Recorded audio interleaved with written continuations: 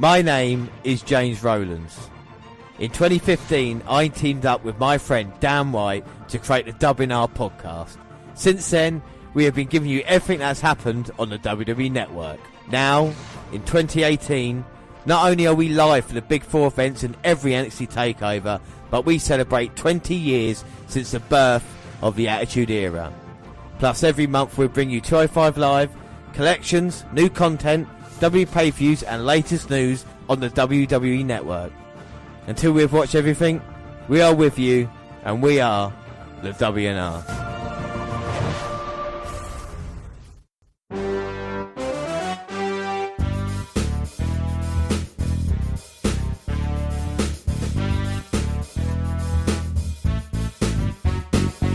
Yes, hello, I am James Rowlands, and as always I'm joined by Dan White. And it is the WNR138, the WWE Network Review for January 2018. But first off, let's start with the alternate intro. My name is Sam Tyler. I had an accident and I woke up in 1973. Am I mad, in a coma, or back in time?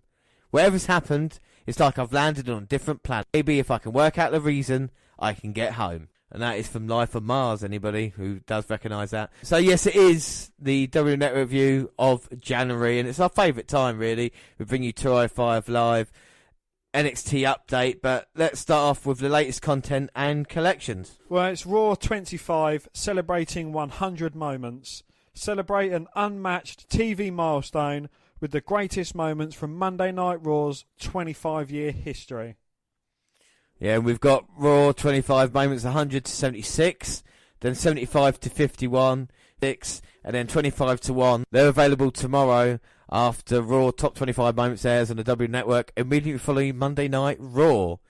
Next up, Dan? Next up, we've got some new classic content, and that's available now. Mid-Atlantic Championship Wrestling makes its WWE Network debut with this month's new on-demand offering, featuring nearly 100 episodes and over 70 hours of throwback action. Travel as far back as 1981 and see the very early careers of WWE Hall of Famers such as Rowdy Roddy Piper, Ricky the Dragon Steamboat, Jake the Snake Roberts, Sergeant Slaughter, Ric Flair, woo, and more. Enjoy a small taste of the latest offerings with this new classic content collection, featuring 10 memorable episodes from 1981 to 1983.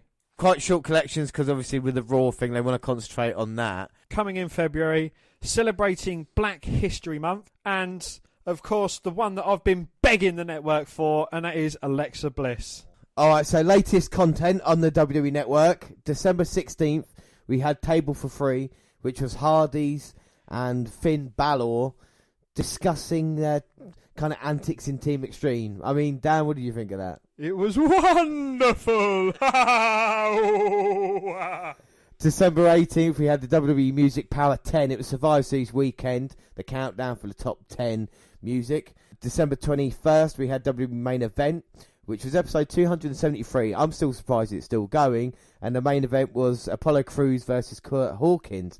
So if anybody knows what's happening with those two, then watch Main Event on the network. Crews must have got the victory over the defeatable Hawkins. Kurt Hawkins, who hasn't won in 2017. Quite unbelievable. And then Christmas Day, we had the best of Ride Along. We've been following Ride Along, and it was just basically a clip show. And then January 1st, Photo Shoot. Now, this is a new series on the WWE Network. Quite clever what they've done, because basically they show the WWE superstars some photos and then they have to talk about it. So aka shooting, you know, like the Smarks like. Of course, Photo Shoot goes the same. And we got The Miz first. I really liked it. I know you're not a huge fan of The Miz, but he basically talks throughout his career, pictures of careers, you know, his Money in the Bank win and his hosting of it.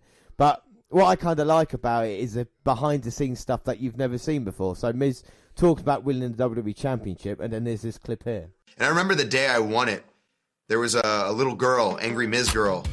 There she is. She was kind of the mascot for the Miz winning the WWE Championship, Angry Miz girl. It makes me so happy that she was so angry at me winning. It's fantastic. Vince kind of giving me the okay. Like, we're going with you, kid. We're doing it. That's it. So, let you go right out there. Vince always saw the talent. He was always my biggest supporter. When you come into WWE, and it's like a fraternity, you know, fans don't like you because you're an outsider, you're from a reality show, you're not supposed to have talent. And then the locker room doesn't like you, you get thrown out of the locker room. And then going back and having Vince tell me that we're going with you, I know you can do it, solidifies everything. Everything I worked for. It was awesome. Yes, I thought that was quite nice, isn't it? You see the kind of Miz talking about his career and all the trouble he's had, and then finally at that moment in time, McMahon saying like, yeah, you do deserve it, you know? Yeah, I suppose it's good if you like that sort of thing. Oh, it's going to be one of them, is it, today? But anyway, and another thing, the Miz, of course, he's talked about his career, he's talked about being the only man in WWE to hold 3 championships at the same time, the unified tag team titles and the US title belt, and then talk about later on where it kind of exploded again in my eyes, the talking smack with Daniel Bryan. Oof, this one was a lot of there was a lot of emotions going on here. This wasn't just to Daniel, this was like to everyone. This was, I unleashed a lot, because what we didn't see before this was creative had nothing for me that day. And I went, what? They're like, yeah, you're not on the show tonight. What do you mean I'm not on the show? I'm the Intercontinental Champion. And they're like, yeah, but we're introducing new titles. We're introducing the new tag team title and the new SmackDown women's title. And so we don't have room for the Intercontinental Championship. I'm like, wait a second. What about you're introducing new titles, but what about that rich history of this title? The title that you guys keep just throwing back and throwing back and throwing back and burying it and burying it and burying it. And I'm sick, and I was so aggravated. I was so sick of it. And I was like, put me on Talking Smack tonight. I am going to unleash havoc on everything and everyone. And Daniel Bryan called me a coward, and it set off everything. There's no gentle way to say it. To me, you wrestle like a coward. I'm the coward. Wait, let me tell you about a coward. Let me tell you about a guy who tells his WWE fans, the people that he loves, that he will be back. He promises them. I promise you, I will be back in 1 year's time to claim this title. But you didn't, Daniel, did you? But I'm the coward. I'm the one that doesn't love the fans. If they would let me come back, I would come back. Oh, if you I didn't know if Daniel Bryan was going to hit me. I didn't know if he was going to punch me or what was going to happen. But sometimes my mouth just keep going, and I don't even know what I'm saying. I'm just going of everything I'm feeling at the time, and I'm letting it just unleash. But you're the one that doesn't get in the WWE ring again. No, don't you walk away from me, Daniel. Daniel got up and left, and I almost didn't know what to do. I don't know if you noticed, but you see me kind of almost get lost, like, wait he's leaving? Oh, I was getting ready for him to hit me. I don't even know what to say. Then I turned to the camera. Get that camera right here. Get that camera right here. Just set off another fuse. This is my show. My show. And I'm sick of all of you, my GM, sitting there criticizing me, calling me the coward. You're the cowards. I'm the one here day in and day out in that wrestling ring beating people up. Thank you very much.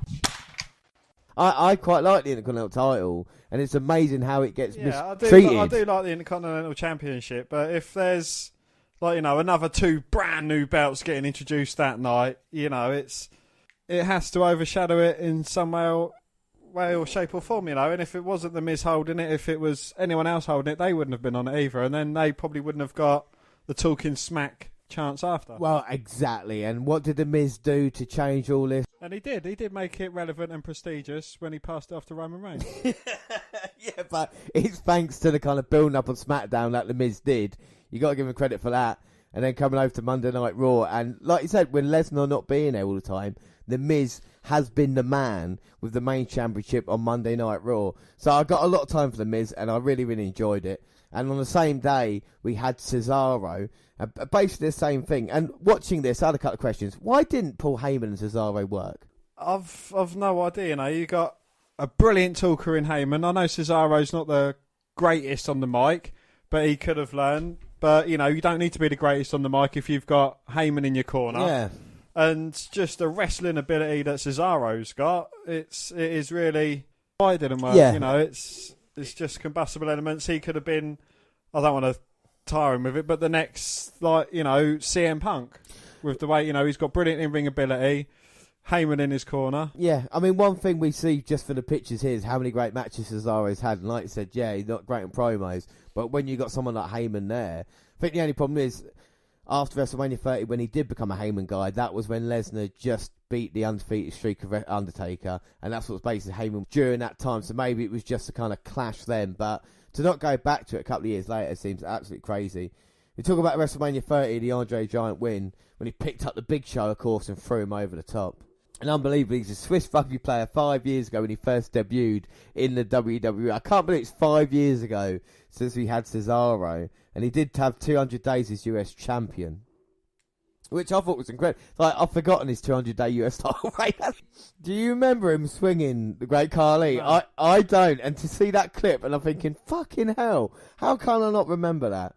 Of course, he went to NXT, and then his first match versus Zayn, of course, 2 out of 3 falls match they had. The first match on NXT, so the special on the WWE Network, Cesaro and Zayn had the very first match. And he talks about doing a lot of make-a-wishes as well. And he says he does his talking in the ring. That might be a little dig at, people that say maybe he's not the strongest on promos, which is fair enough. Try and have a dig at me for saying he's not the strongest on promos. Also versus John Cena for the US title open challenge. Yeah. And then at WrestleMania 32, Cesaro and Rollins watching on and wanting to come back to the WWE. So those both injured at the same time. Yeah. Cesaro returned the night after WrestleMania. Me and Sheamus' Best of 7 series started right there at SummerSlam. And here you see me drop kicking Sheamus off the top rope with a very high drop kick. And that was actually just after me and Sheamus wrestled 2 weeks in a row on Raw, and a lot of people were like, oh, they already wrestled twice, now we're going to have to watch them wrestle 7 more times. And we were both out there to prove everybody wrong. A true battle of attrition between Cesaro and Sheamus.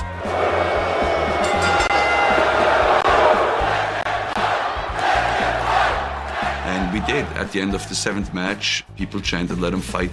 And they wanted to see more, and I'm very proud of that Best of 7 series. We actually had one of the matches on a live event in the O2 in London where I had my debut at, and as much as we didn't like each other in the beginning, it brought us together closer as competitors and friends. Yeah, he did. Yeah, he did. I know it's self-indulgent, but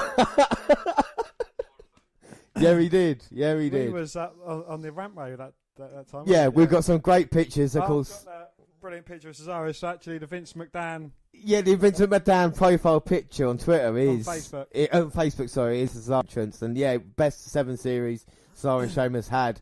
We were watching in London. So I just had to put that in. I know it's... and then the last bit on this, and I think we all know what it is going to be about Cesaro, but we have to watch it again. No, it's what happened this year when Cesaro's...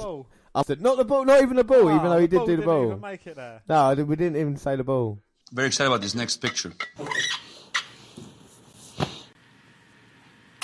Oh, how can I forget about that? That was, of course, No Mercy, myself, Sheamus against Seth Rollins and Dean Ambrose. It's Cesaro! Is it the turnbuckle or the post? I think Cesaro might have just lost a few teeth. I hit the post with my teeth, and they went about 3 to 4 millimeters straight up my gums. And the look that I give Sheamus there, the look that he gave me back is probably as good, if not better.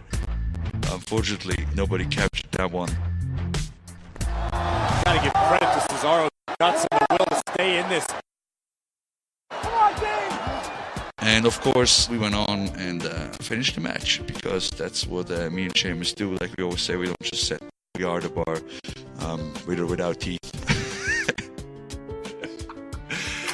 Fractured my maxilla, which is the bone above your teeth, below your nose. Of course, there was a lot of blood. I got like 4 stitches in the lip and 4 stitches inside of my mouth. Had a splint put in, and I wear a mouthpiece now when I wrestle. I had actually a huge lisp right after that. I got a t-shirt out of it though. I got a nice t-shirt out of it. It says Swiss Cyborg.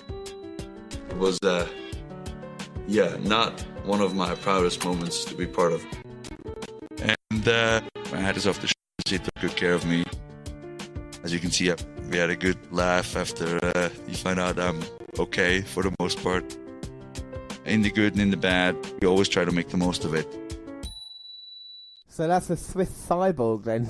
I mean, that moment where I thought he lost his front tooth had to come out, to actually go implanted into your mouth is incredible. But I mean, Cesaro, for me, it's like just really likable about him, isn't it? Yeah, well, I think his photo shoot was a lot better than the Miz on a bias stance, but the Miz spent most of his time talking about him. I mean, Cesaro, I know he was talking. They've got to talk about themselves, but he was putting other people over as well during his. Yeah, most definitely, and I think this will be an interesting thing going forward to hear what certain wrestlers have to say, but even other people, Five really, WWE Flashback Friday is WWE Monday Night Raw Year 1, and they're showing you all the best bits from the first year of WWE Raw, and of course we're celebrating now 25 years since the very beginning.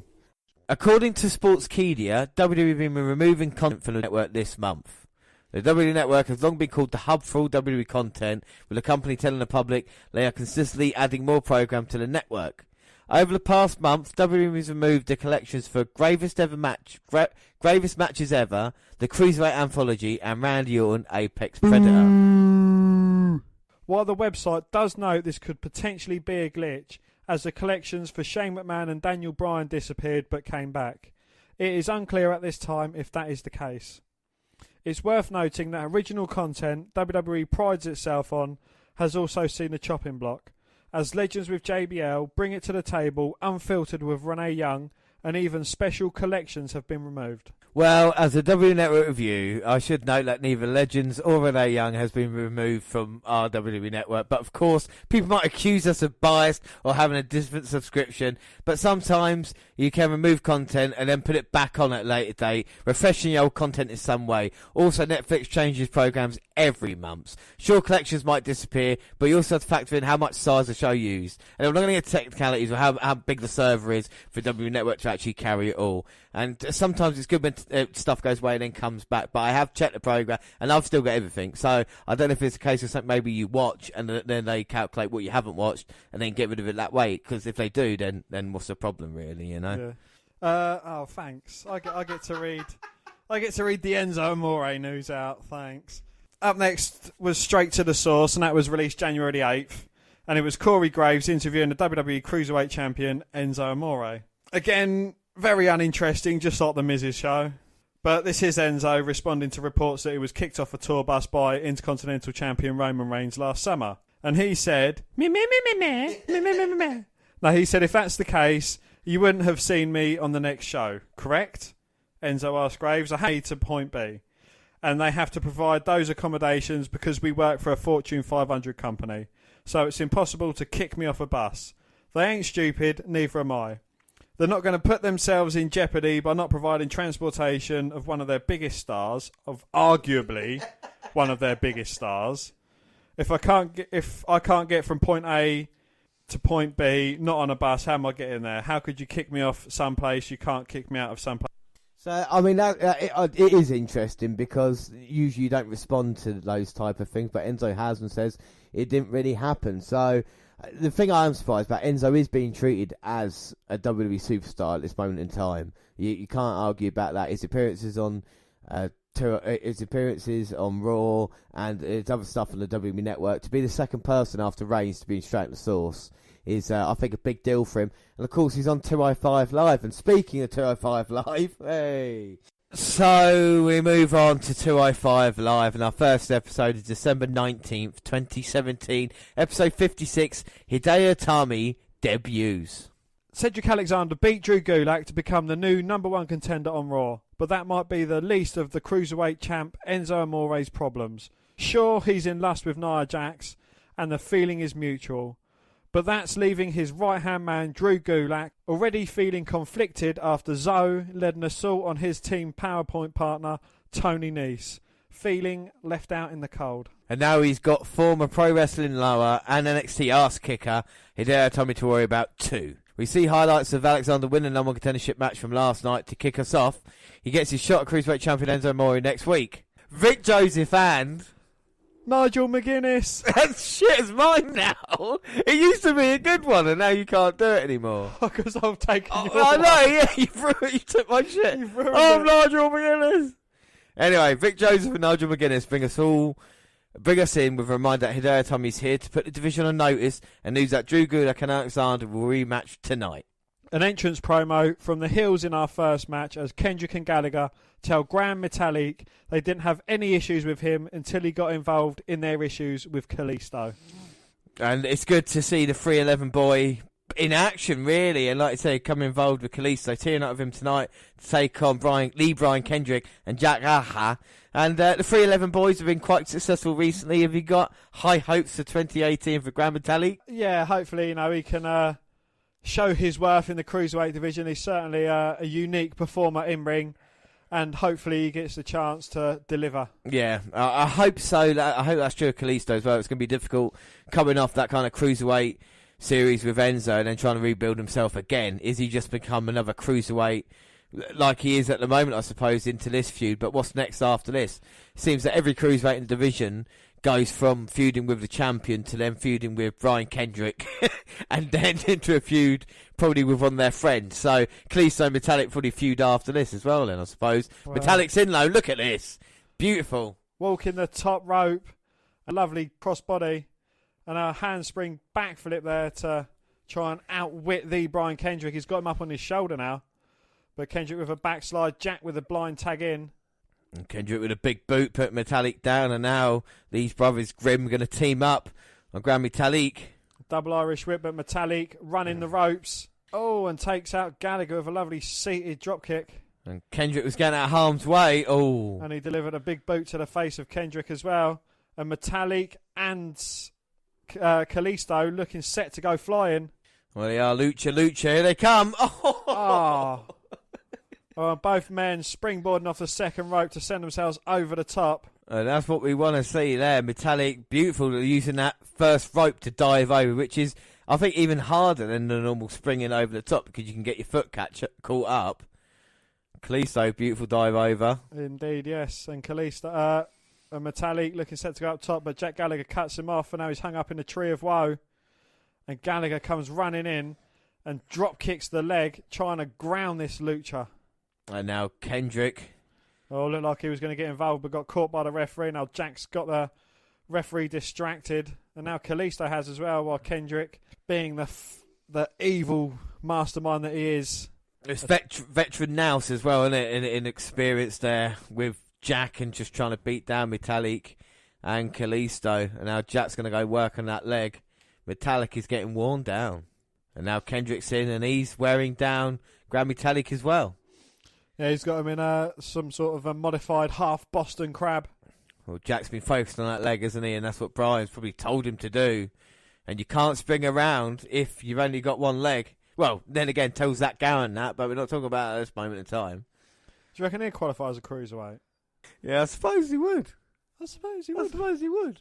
Metalik now finally fighting out from Kendrick. A big high back body drop there. Goes for the cover. 1, 2. Oh, managing to kick out. Yeah, just as I say, looked like Metalik get back into it. Kendrick turned it round. Drags him to the corner. Grapevines the leg. Tags Jack Gallagher in. Stopping Metalik from moving. Now Jack comes in. Wipes out Kalisto. And Kalisto, Jack mocking Metalik. Metalik needs to get away from Jack. Try and make a tag.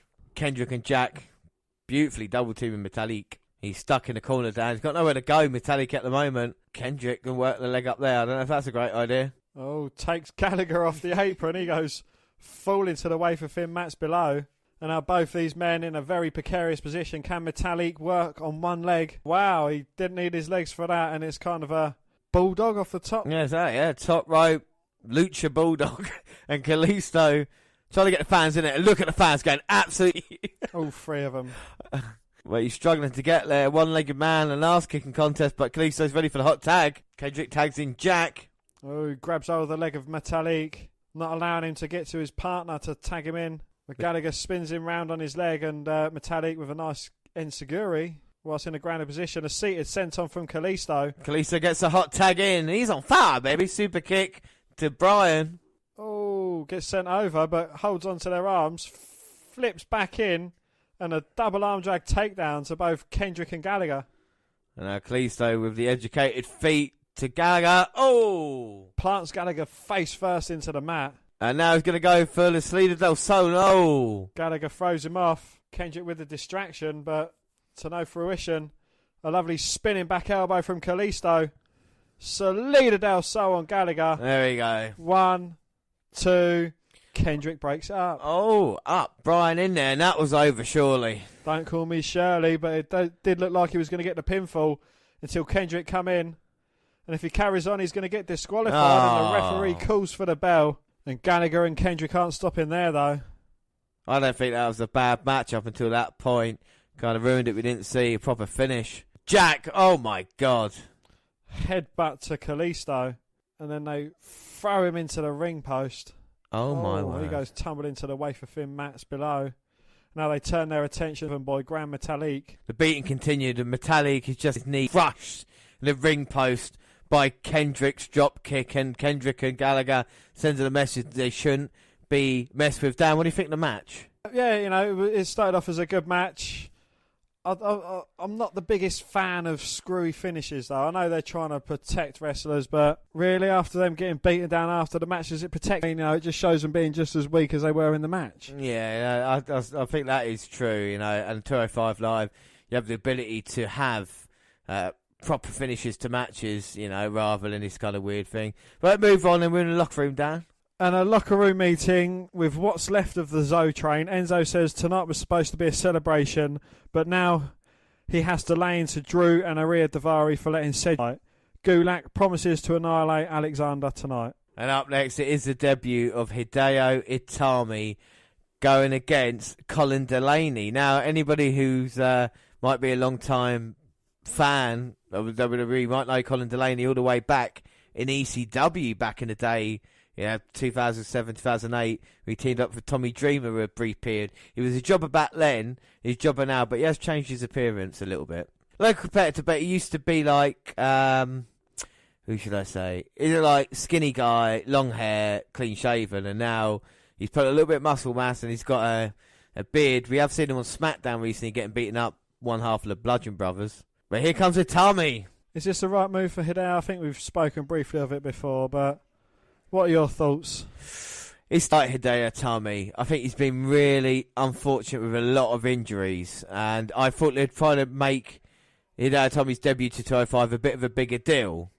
And they kind of ruined that by having him on Raw, didn't they, the previous night. And I think if we usually with NXT guys, you don't go 205 Live, you go to the main roster, don't you? You go to Raw SmackDown. So the Colin Elbert up to start things off. Now he's got him in a side headlock. Tommy pushes away, goes for one of the knockout kicks. Oh, he looks a bit like Daniel Bryan. In a weird way, yeah, I know. And a back kick by Tommy, and then a front kick. His facial expression. Delaney's in trouble. I like Delaney. Well, we'll see if we can find a Delaney shirt for you. Yes, Colin Delaney. And a slap to Delaney's chest. Going to Irish whip, but Delaney reverses it. Run into a big boot of Itami. A tornado neck breaker there. Yeah, hangs him up on the top rope, and Itami going to the top turnbuckle. Big clothesline off the top. And he's trying to fire up, and the crowd really getting behind Itami. I don't think the crowd helps. If NXT was filmed after Raw, then the fans wouldn't be as excited as they are for a single event in an arena for the 200 or 300 people. And maybe that's why they're doing the live shows for 205, but Itami's got Delaney up. GTS, good night, Delaney. He is the inventor of the move, and he used it to success here against Delaney. And look on his face, he certainly means business. Well, introductory squash there for Hideo. I mean, what did you think of that, Dan? Yeah, exactly. As you said, it was just a squash match showcasing Itami to be a dangerous man. Yeah, exactly that. To see as it develops. Well, we get a flashback to Tony Nese getting beaten out of the group by Enzo, Aria, Drew last Tuesday. Dasha Fuentes interviews Amore about that scene, and he starts to deliver a spiel about it being a learning experience for his team when Cedric cuts him off. Zoe calls the number one contender second chance since he needed 2 tries to qualify to face Gulak. Alexander fires back that Enzo should try fighting his battles without the train. He says there's only one word to describe the certified G, and he walks off. Amore says, yeah, champion. What one word would you use to describe Enzo Amore, Dan? It begins with C and rhymes with hunt. It rhymes with what? Hunt. Before the main event, Drew and Zoe are out. Gulak says there's no time for PowerPoint tonight. Boo! It's time for action. He's going to take Alexander and prove to his mentor that he means it when he says no one messes with the Zoe train. In the main event, Alexander and Gulak. Back and forth start to the match between each two, and Gulak has been focusing on Alexander. Now I think we're finally going to see a bit of an Alexander comeback. He's got Gulak in the corner. Irish ships him to the other side. The big knee by Cedric. Enzo can't believe it at the moment. Draws him out, clotheslines him down twice. Third time for luck. And Gulak doesn't want any of that and runs to the outside. But Cedric going to go flying. Oh, my God. Kicks Gulak square in the head. Takes the man out. No, that was, I think he honestly kicked him in the head. Springboard's up. Oh, clothesline him down. 1, 2. Oh. Gulak managing to kick out. And we got Charles Robinson officiating here. Gulak, I think he's busted his lip, and that is no surprise. With the impact, Cedric setting him up for the lumbar check. No, Gulak reversing out. Oh, going for the cover. Alexander turns it into his pin of his own. Only gets a 2 count though. And it's always Gulak, great technical wrestling, managing to bridge down. But Alexander's got the power to pull himself up. Go for the backslide now. This move's all about whoever gets to their knees first. Gulak realising that, pushing Alexander off. Alexander, got turned inside out with that clothesline from Gulak. But Alexander somehow managing to kick out. Turned inside out twice there, Alexander. Alexander trying to suplex him. Oh, but Gulak deposits Alexander to the outside of the ring apron. The Cedric fight springboards his way in. Oh, face busted him down. Gulak might be out. Oh, but Gulak managing to kick out. And Enzo trying to get Gulak back into this. It's been a hell of a contest between these two men. He picks a leg. He's got him in an ankle lock. Oh my gosh, beautiful by Gulak. Bringing him back in. Transitions into an STF. He does. Grabs the neck of Alexander. Cedric's got nowhere to go. And Cedric trying to get there. Oh. Gulak's turned him round so he can't reach. Slowly though. Oh my God. Gulak gets one arm. Fingertips away, but it does manage to get the bottom rope. I thought that was Breaks it then. The count up. Oh, and Alexander there. Kick Gulak to the outside. Now he's going to bring him in the hard way. Via the top rope. Gulak, a man for the no-flies, is certainly going to be flying. Well, he's going to get nosebleed in a minute. But he's fighting this Cedric Alexander, trying to get him off him. Headbutt down. And now Gulak. Well, he's in unknown territory for him, and he's starting to shake up on that top rope. I think he's frozen with fear. Get down, Drew. Be safer. Puts the boot up. Cedric catches him. Lumbar check, and Gulak bounces off. 1, 2, 3.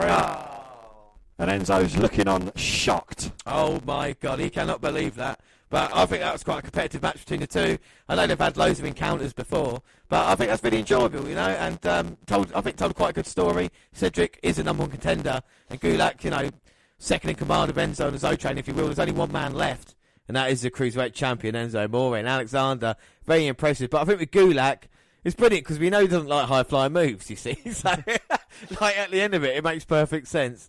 Yeah, the champion's pissed off and tries to talk some smack to the number one contender while Daivari attacks from behind. But Alexander sniffs it out and hits him with a lumbar check too to the end of the episode. So then we move on to the 26th of November, episode 57.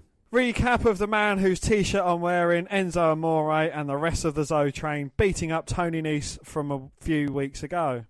Followed by a recap of backstage promo between Cedric Alexander and Enzo. The two will meet next Monday for the WWE Cruiserweight Championship.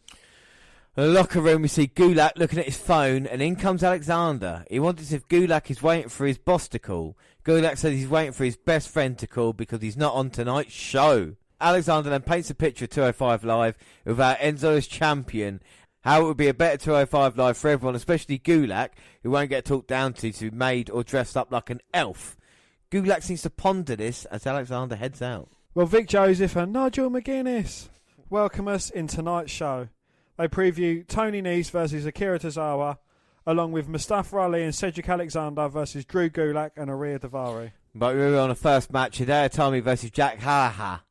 And we see footage from last night's show where Tommy legit fractured Brian Kendrick's orbital bone and nasal bridge.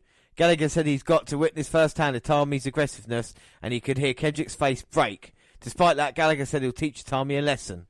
And then we get a recap from 2 weeks ago when Enzo was super offended that Zoe Train tried to have a meeting without him. This eventually led to the group beating up Nese.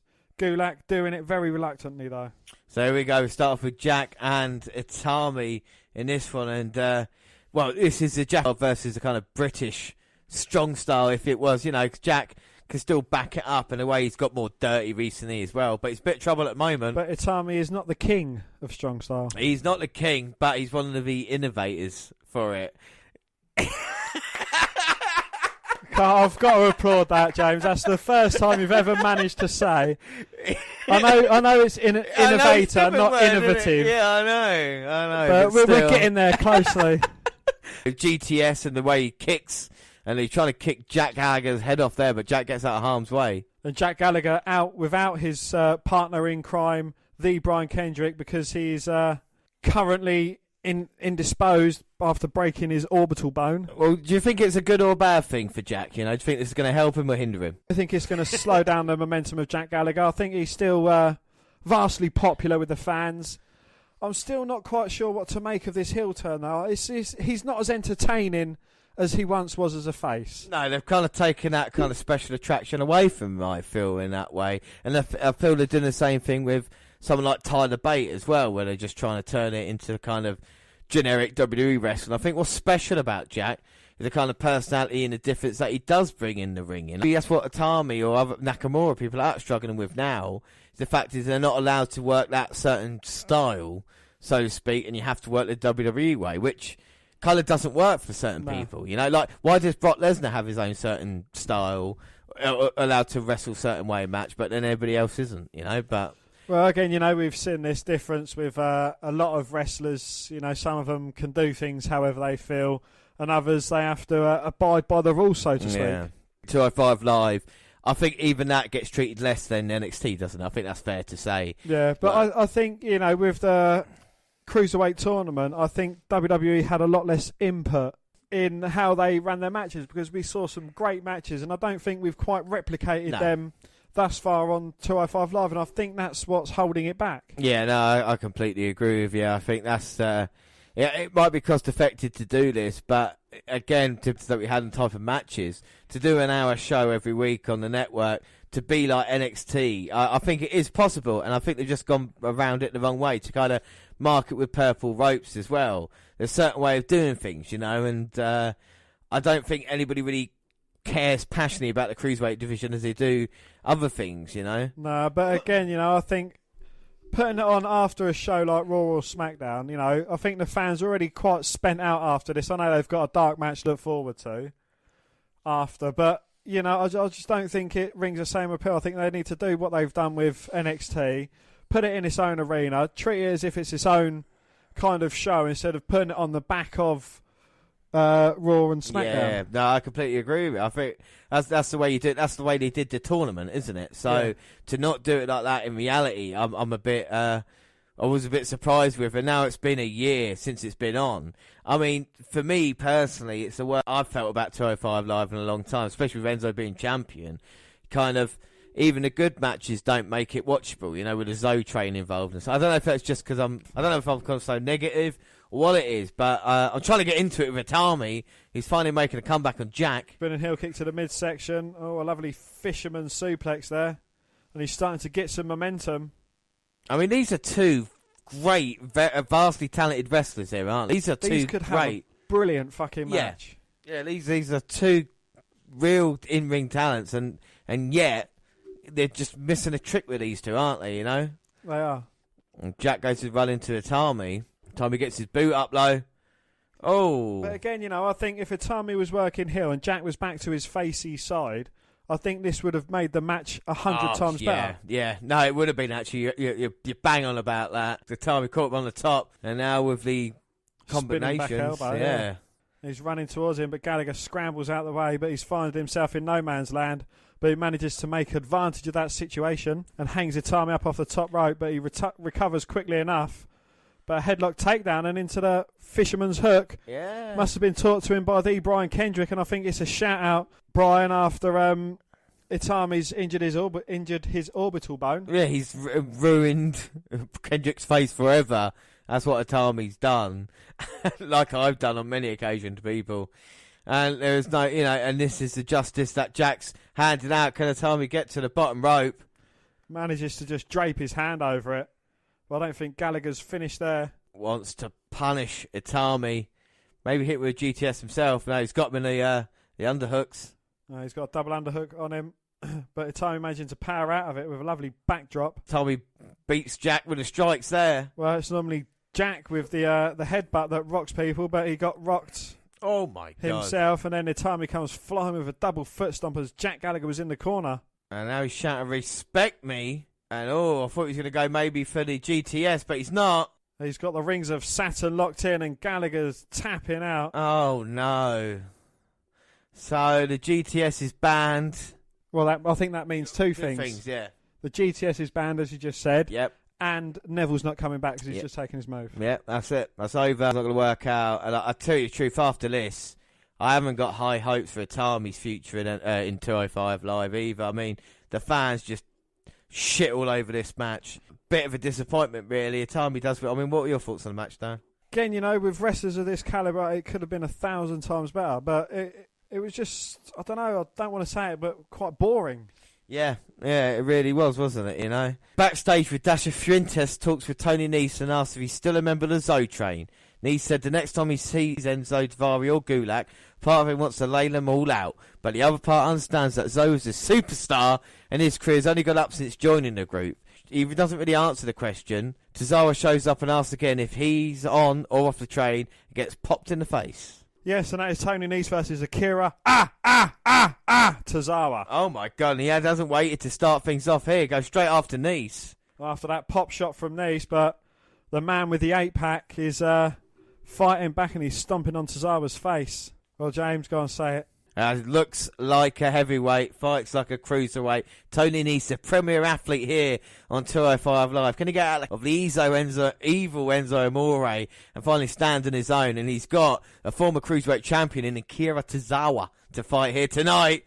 And that's a beautiful right hand there by Akira. You're a big fan of Tony Nese, aren't you? I do like Tony Nese. I see potential in him. I like to mould my young men. I like Nese. Oh, and I like that. Sunset flips over. Oh. Rolls through with a big kick to the chest. Standing senton.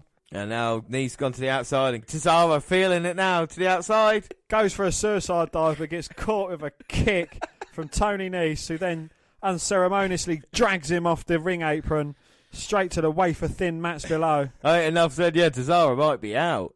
Nese holding his arm a little bit. I mean, incredible athleticism there by Tony Nese. Showing what he can do. It's another word you've got right. You've been practicing your vocabulary. vocabulary. I've been catching my words. Calabulary. Leg drop there, bum up. Dan, you're wearing an Enzo Amore top, so there's a lot. Unless I get a Mojo tattoo, you're winning. All night, every day. This is like the third, fourth podcast of the year and you're still wearing a t-shirt. You haven't taken it off. You've not washed it. It smells like Enzo. And Nese has been wearing Tozawa down, but Akira trying to get up, but the knees by Nese. Akira. Get him down. Irish whip. Oh, that was a hard Irish whip there. Before sending Tozawa into the corner. Nese goes for a cover, but Tozawa managing to kick out. And Nese has had the sleeper in for Tozawa, but Tozawa trying to fight back. And now Nese mocking Enzo with his chance. Well, that might be a mistake. Going to go suplex Tozawa. No. Oh, and Nese rolling to the outside after the suplex for Tozawa following up. Oh. Big right off the apron. And now this time can Tozawa successfully go flying? Find out after the break. Here we go. Head first into the chest of Nese. The kamikaze headbutt. Tozawa throws Nese back in. Go for it. Oh, but Nese managing to kick out. Are you surprised Tozawa's not knocked out after headbutting their magnificent abs? It's crazy, isn't it? They're magnificent. They really are. They're glistening abs, you see. He's got an action figure body, But Cesaro just puts his head in all sorts of trouble. Back in the ring now, going for the kick. Nice reversing. Oh, pump handle slam into a sit-out powerbomb. Ooh, but Cesaro managing to kick out. Both men up. What is he going to take to put Cesaro away? The amazing Cesaro. Back to his feet, winning the exchange. Oh. Runs into a big forearm from Niso. Oh. But Nice runs into a big boot from Cesaro, who follows it up with a clothesline attempt, but Nice ducks it. Oh my God. Kick to the midsection, a couple of knees to the jaw, looks for the sweep. Cesaro jumps over it, attempts to turn Nice inside out with the exploder, but Nice turns it into a roll-up and then a Akira Tozawa with looks like a trouble in paradise. And I think that's knocked out Tony Nese, and is now Tozawa going to go for that off the top rope senton. Nese up. Oh! A slap to the face. Unceremoniously throws Tozawa off the top. That's the second time I've used that, so I'm discontinuing that move. And Tozawa in trouble. Nese. Oh! With a running knees. 1, 2, 3. Oh. And is that a bit of redemption from Tony after falling foul to the Zoe train? I think it is, and I think Nese looked really, really strong there, and I think he's backing up exactly what he says in the ring. And I think that was a really good match between the two. I think it started off quick. Yeah, it's a little bit slow in the middle, but it kind of, I was honest to keep telling a story, but do you know what I mean? I thought it was quite good. Dan, what are your thoughts? I was quite impressed by that match. It's probably been the best match we've seen so far in this 205 Live recap. Yeah. Well, we move on, and Vic Joseph says he can't confirm, but it's possible Enzo wasn't here because he had a date tonight. We get a recap with Nia Jax and Enzo standing under the mistletoe. As they go in for a kiss, Alexa Bliss breaks up their merriment. Yes, and like me, she doesn't want to see it. So our main event is Avira Davari and Drew Gulak versus Cedric Alexander and Mustafa Ali. Well, Gulak jumps on the mic before the match gets started and asks the crowd, "How are you doing?" And says they represent the Zoe train. Since the year is nearly over, it's time for us to reflect on the good and bad, and the bad being Enzo Amore. We then get to his PowerPoint presentation. Nope, never mind. Out comes Alexander and Ali. Every time, Gulak yells. Alexander says sorry to interrupt, but he had to note that they are in the hometown of Ali, which gets an OK pop followed by an Ali chant. Gulak yells no chanting. And then Ali says Zoe trained Davari and Gulak wouldn't be friends. Davari wouldn't be around a blue-collar guy like Gulak.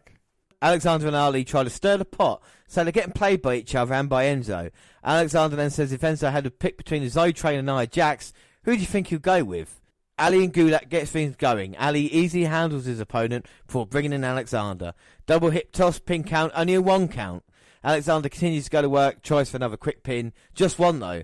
Ali's brought back in, gets distracted by Davari. Gulak finally lands a big strike and tags in his partner. Ali's getting worked over by Davari, crowd with another Ali chant, clearly behind him in this one. Davari with a spine bust to pin, 2. Alexander brought in, gets sent to the apron, knee to the face, topples him down to the floor. Davari chases, slams his head onto the announcer's table. Action back in the ring and Gulak is tagged in, big stop pin, 2. And then Alexander with a nice springboard flatliner. The slow crawl to his partner. Ali and Davari come in. Ali with multiple running chops. Pop-up dropkick. Takes to the air with a corkscrew splash. Action right back into the ring. Facebuster, pin. Gulak runs over. Ali takes out Alexander. Davari sits Ali up on the top rope and goes for a super. Gulak tells him to get down and ends up getting lumbar checked by Alexander. Davari gets dumped to the mat. 054 or the inverted 450. By Ali for the victory. Yeah, so the winners Cedric Alexander and Mustafa Ali. And post-match, Alexander and Ali celebrate as Alexander says he is the next champion. So then we move on to 205 Live from January 2nd, 2018. And it's Atami versus Gallagher again. Episode 58. Well, we get a flashback to Monday night. Cedric Alexander and Goldust win over the Zoe train, which happened in lieu of the planned title match between Cedric and Enzo. Well, Vic Joseph and Nigel McGuinness welcome us with the sad news that Enzo Amore is still ill and hasn't been cleared to be here tonight. Don't worry, Dan. He'll be back soon, mate, all right?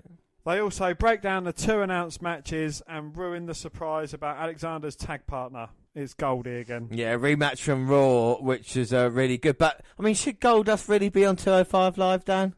Well, James, it's funny you say that. Yes. Is it like we planned something? Why? Well, because I've done some, I like to do a bit of research on certain things.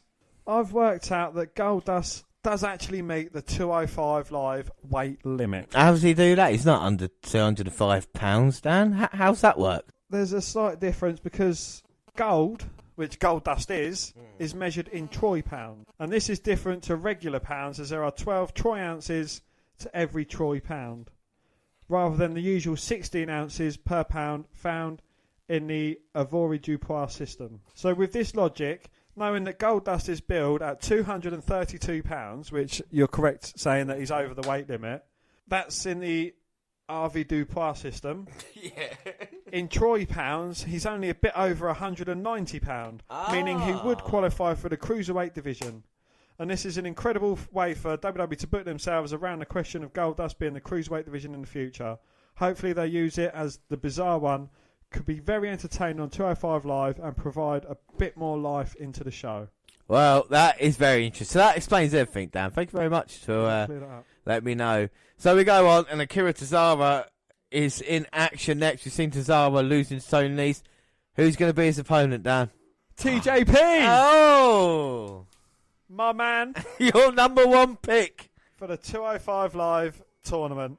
How did he do in that tournament? Oh, he won it, didn't he? Yes. So we've seen two of my guys in this 205 Live preview. How many guys of yours have we seen, James? Noam Dar is injured, as you well know. Oh, so we haven't seen him then? No, we haven't seen him. What about Zack Sabre Jr.? Zack Sabre Jr. is a very famous international wrestler, carrying on. And so he's not in WWE, so we haven't seen him on 205 Live. No, and Kota Ibushi, not Kota Ibushi, he's not one of my picks, and Ho Ho Lung got released a long time ago, Dan. So. Oh, because he was shit. You have to be so negative, didn't you? I do something for you, put Perkins here, and then you treat me like this. So just to confirm, we haven't seen any of your 205 Cruiserweight Championship picks. No. And this is a second of mine. Who was my other pick? There we go, TJP back after months. And it is good to see him, the former Cruiserweight champion. Going to start for Tozawa here. No, it's Kota Ibushi, because all your three guys got through the semi-finals, didn't they? Yeah, so it's Ibushi. Anyway, TJP, you happy to see him back? I am, yes. He's certainly been missed, and I think he can breathe a lot of fresh air into this 205 Live division if he stops dabbing. Yes, what do you want him? Do you want a face, a heel? I prefer him as a face. Well, he's come back now. I don't know if he's still got the kind of babyface music, isn't he? But he is going to get someone like Tozawa. But then again, Nese was doing his own thing. Oh! And a big punch to the side of TJP's head knocks him down. Tozawa might be looking to put away Perkins. The early going, Perkins has been away for a long time. Might have a bit of ring rust. As Tozawa just stomping a mud hole, walking it dry. Perkins got his leg caught by Tozawa. The insecurity, but Tozawa now kick to the chest and a senton. And your man's in trouble, Dan. I'm sure he can bring himself back into this. And Tozawa's chanting as he looks to go for a suicide dive. Or a kamikaze dive, as you call it. Oh! But again, for the second week in a row, he gets cut off on his way out with a kick. Stops him dead in his tracks. And that was right on the shoulder there. And Tozawa, serious trouble. And Perkins now, as he throws Tozawa against the barricade. I do like Tozawa's shorts, though. He's gone for the more Spider-Man, the Amazing Spider-Man look. What about Perkins' appearance? There's too much going on, really, isn't there? There is too much going on. I don't even know what his trunks say. I can't really read them. I don't know what's on the back of it. Maybe Perkins. Perkins? Maybe fucking Perkins, Dan. Dan! Is that fucking Perkins?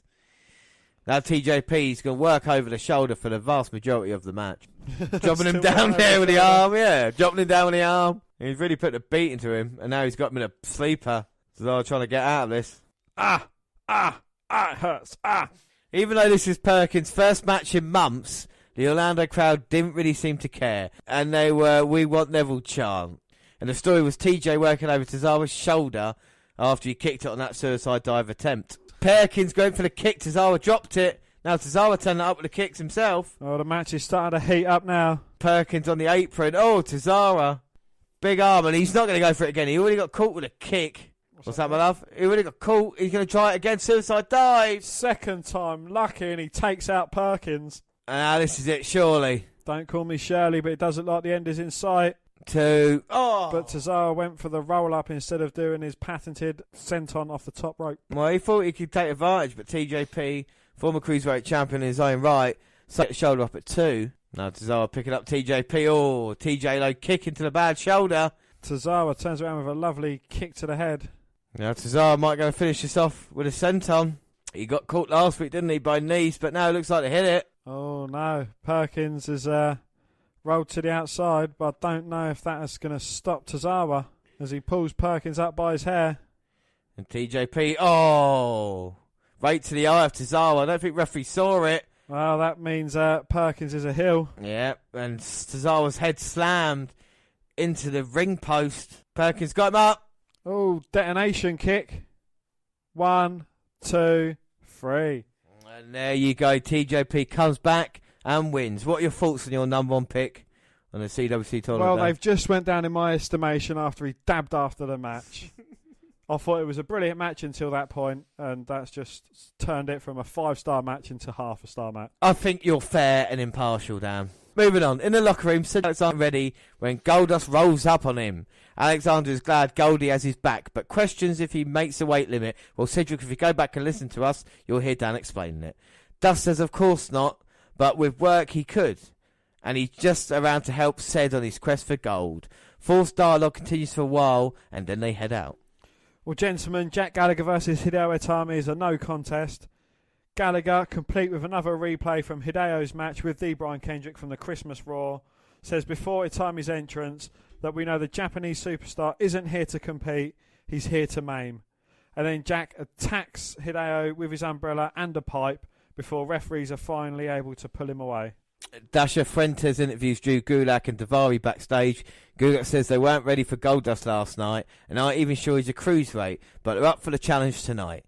He tries to dedicate the match to Enzo when Dust swoops in and says his name, then gags when he's doing his chomping gimmick because of Drew's bad breath. Well, Goldust and Cedric Alexander defeated Drew Gulak and Aria Daivari again.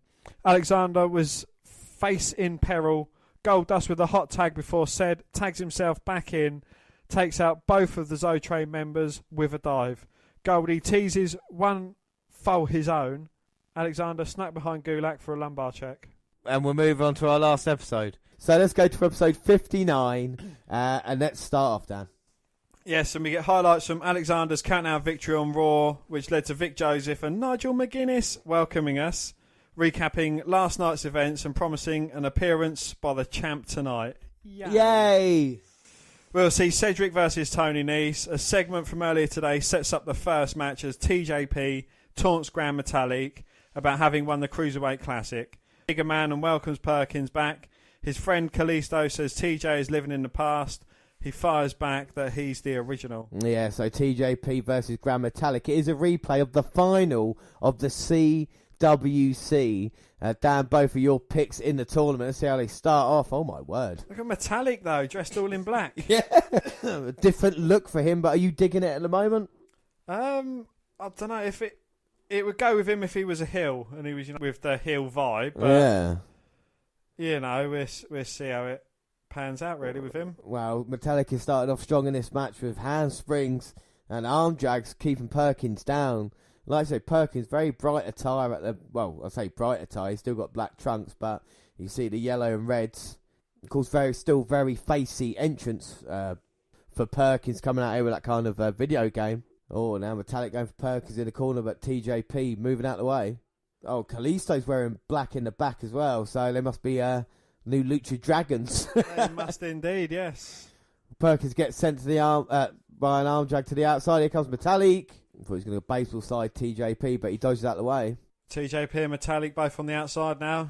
Referee Charles Robinson giving the count. Oh, an Irish whip attempt into the stairs, but Metalik leaps over. Lovely head scissors takedown there. Well, that was lovely by Metalik, using the stairs as a tag team partner in this one. Indeed, yes. It was like a bit of poetry in motion. Yeah. And now can he get TJP back in? Finishes off Metalik all the way to the top. But TJP up to his feet and crutches Metalik on the top rope. Puts him in a tree of woe. TJP with the stomps. Running in with a big drop kick to the chest. And now TJP's in full control at the moment. I mean, is this...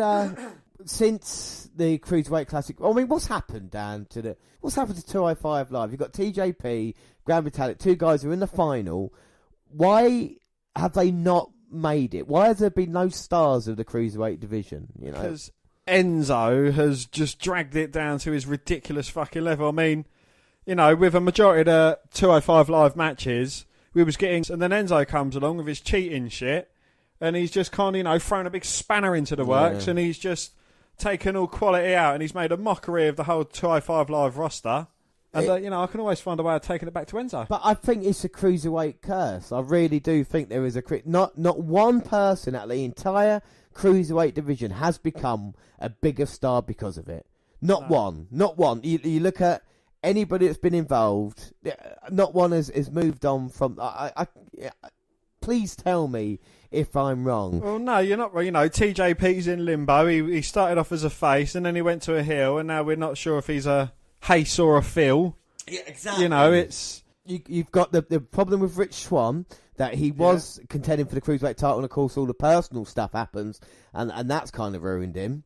You've got the dreaded Zoe Train. Yes, the Zoe who can't seem to get a title defence out of his system for 4 weeks up on Raw, the Cruiserweight title match, and either thanks to flu or you know, being injured during the match, it just doesn't work out in the end. Neville, the whole reign at the start of the year, and what happened with that, the feud with Austin Aries, and Austin Aries not making it out to be that, bringing Hideo Itami up to the main roster now, and then just pretty much stalling with him at the moment. I know, like, he's just being kept in limbo, you know, just like the brilliance of Jack Gallagher. Yeah, I mean, you know, his brilliance has gone downhill since he's done his heel turn, and he's kind of changed up. He's not as exciting as he once was. They've ruined that character. That kind, like you said, that the fun, exciting part of Jack Gallagher now is just completely gone, and it's difficult being able to watch these matches, because even now with this one, they started off quite quick, and now it's been TJP basically on the submissions for the past 5 minutes or so. You know, it's like, maybe I don't know what they're doing, but it's obviously not working, the Cruiserweight division, is it? So TJP sent Metalik for a backdrop, but Metalik lands on his feet, rolls up Perkins, but he manages to kick out. But then Perkins, he just throws Metalik into a corner, and now it's advantage back with TJP. Yep, TJP with a suplex, going to go float over, go for the pin, but Metalik kicks out. Now TJP might be getting a little bit frustrated, but again, another man, the first Cruiserweight champion, and they've done nothing with him. They had the series of matches for Rich Swann he had, but apart from that, it's nothing. It really is nothing. It's so disappointing, you know. And Metalik now on top of the ring post. TJP on second row. Lovely sunset flip down and just kind of like powerbombs TJP, but he's unable to capitalise.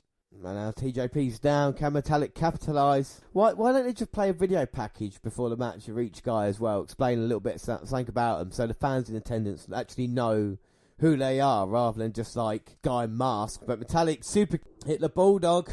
And now Metalik spicing this up a bit. Oh, lovely, running the ropes and coming off of a lovely seated dropkick. Goes for the cover. 2. Oh, but only managing to get a 2 on TJP. 2. Metalik going for one of his springboard manoeuvres, but Perkins had it scouted. Lovely dropkick in the back. And a double gut buster from TJP rolls up Metalik, but only gets the 2 count. 2. Is he going to try to set him up for the detonation kick now? Metalik up, but elbows to the back to the side of TJP's head. Pushes him into the corner. Oh, but Perkins lifts him to the outside. A lovely step-up kick there. Takes down TJP. And now Metalik all the way up. Can the 311 boy get the victory? Well, he's walking the ropes. Oh! A lovely springboard off the top rope, dropping that to the heart of TJP. That was a thing of beauty. Metalik now got Perkins up. The Metalik driver. And that's a victory over TJP. Quite unexpected. Well, Perkins only come back fucking last week. Well, Metalik wins. Dan, what do you think of the match? It has some good moments, but, you know, it's just not got the edge that it had. I don't know what's missing from it, but I think they're just putting matches in for the sake of having matches nowadays. Honestly, yeah, how disappointing. Anyway, Kalisto celebrates with his mate after the decision, and TJP flips out. We've got more stuff from last night, including Nia checking on Enzo in the trainer's room and him getting stitches after, again, not being able to wrestle a match without getting himself hurt. Yes, Dasha Fuentes catches up with the champ, who answered the question about his ankle by saying he's Ford tough, but the doctors won't clear him. Nice cuts him off, and he's saying he'd go tonight if they'd let him. He learned his lesson when Zoe leads the training, kicking his butt 4 weeks ago. Tony wants back in, and not as one of the group, but as his second in command. So Tony Nese, a man who is just so much better than Enzo in every way, after getting his ass kicked, rather than going against them, wants to be part of the Zoe train. Fantastic. Yes. And gentleman Jack Gallagher is out, and he says that Hideo Itami's not here because he's recovering from the beating he put on him last week. Jack did that as revenge for what Itami did to Kendrick, and he plans to ruin Itami's life. You remember he hit him with the lead pipe. Well, Itami's music hits, and he is here. He lands a flurry of strikes and kicks, but Gallagher gets his hands on his umbrella. Hideo blocks a shot with that, takes the umbrella and chases off Gallagher. Hey, another continuous feud for Itami and Gallagher. Great. In the locker room, Cedric says he knows he'll get another shot at Amore in the title, and he's more motivated than ever to become a champion. Yeah, because you've nearly had 4 fucking title matches this past month anyway. Goldust arrives and warns Alexander to be careful he doesn't get taken advantage of. So he'll be ringside for his match with Nice, and he can talk his way out of anything. Says that he's not worried because he'll hurt Amore's other ankle if he has to. Well, Enzo limps out to the ring. Oh, bless him. With Tony, who does his usual ab taunt for the main event. But we have Cedric Alexander defeating Tony Nese via pinfall with roll-up. Cedric faked an ankle injury to lure Nese in for the cradle. And afterwards, Cedric taunted Enzo with a dance to make sure the champ knew he was faking. They jaw at each other with Amore blaming Alexander for injuring him last night. He attacks but ends up taking the lumbar check. Cedric holds the belt as the show goes off the air. So what do you think of 205 Live this month then? It wasn't great, and I don't think I will enjoy it until Enzo is out of the picture. Yeah. So we move on to news. Former WWE superstar David Utunga has reported being cleared of charges in a domestic violence investigation. Per TMZ, police decided not to charge Utunga, and the case is considered closed. In November, TMZ reported Jennifer Hudson obtained a protective order against him for aggressive, threatening and harassing behaviour towards her. Utunga was ordered to stay away from Hudson and the couple's son after the order of protection. On November 28th, Utunga and Hudson reached a temporary custody agreement for their son after she voluntarily dropped the order of protection. Utunga has served as a commentator on Raw and SmackDown for WWE since his in-ring career ended in 2015. He returned to WWE programming last month as part of the pre-show panel for the Clash of Champions pay-per-view. In October, former WWE Cruiserweight Champion Neville shockingly made the decision to walk out of the company due to disagreements with his current status in the company. After reviving the Cruiserweight division following a heel turn and feud with Rich Swann, Neville will continue to dominate the 205 Live roster with the exception of a very brief title reign by Akira Tozawa, even picking up a series of wins against Austin Aries. One of those wins was the pre-show of WrestleMania 33 in Orlando, Florida. Towards the latter part of his WWE tenure, Neville was in a feud with Enzo Amore, who would defeat him at the No Mercy pay-per-view in September. Enzo would commence a heel turn following the win, and seemingly Neville was going to lead the pack to dethrone him.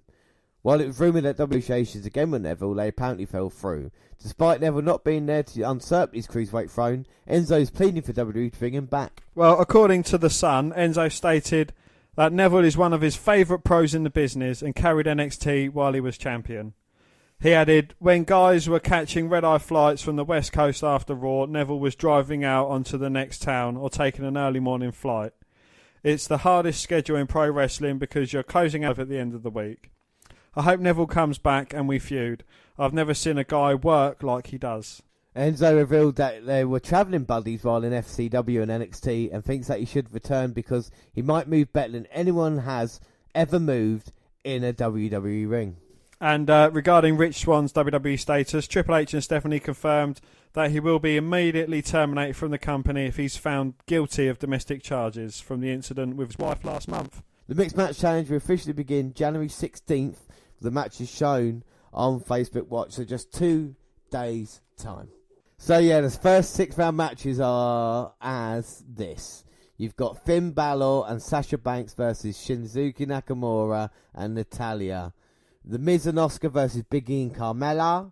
Braun Strowman and Alexa Bliss versus Sami Zayn and Becky Lynch.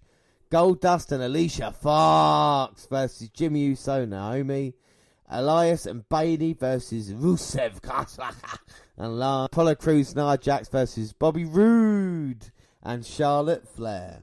Well, a pair of teams from Raw are arguably the early favourites to win the tournament. Braun Strowman has been unstoppable on WWE's flagship show and he'll partner Raw Women's Champion. The size difference between the 6'8" Strowman and the 5'1" Bliss also figures it to make one of the most entertaining teams. Finn Balor and Sasha Banks figure to be a serious threat as well. Balor was the first ever Universal Champion, and Banks, of course, is the former NXT Women's Champion and 4-time Women's Champion.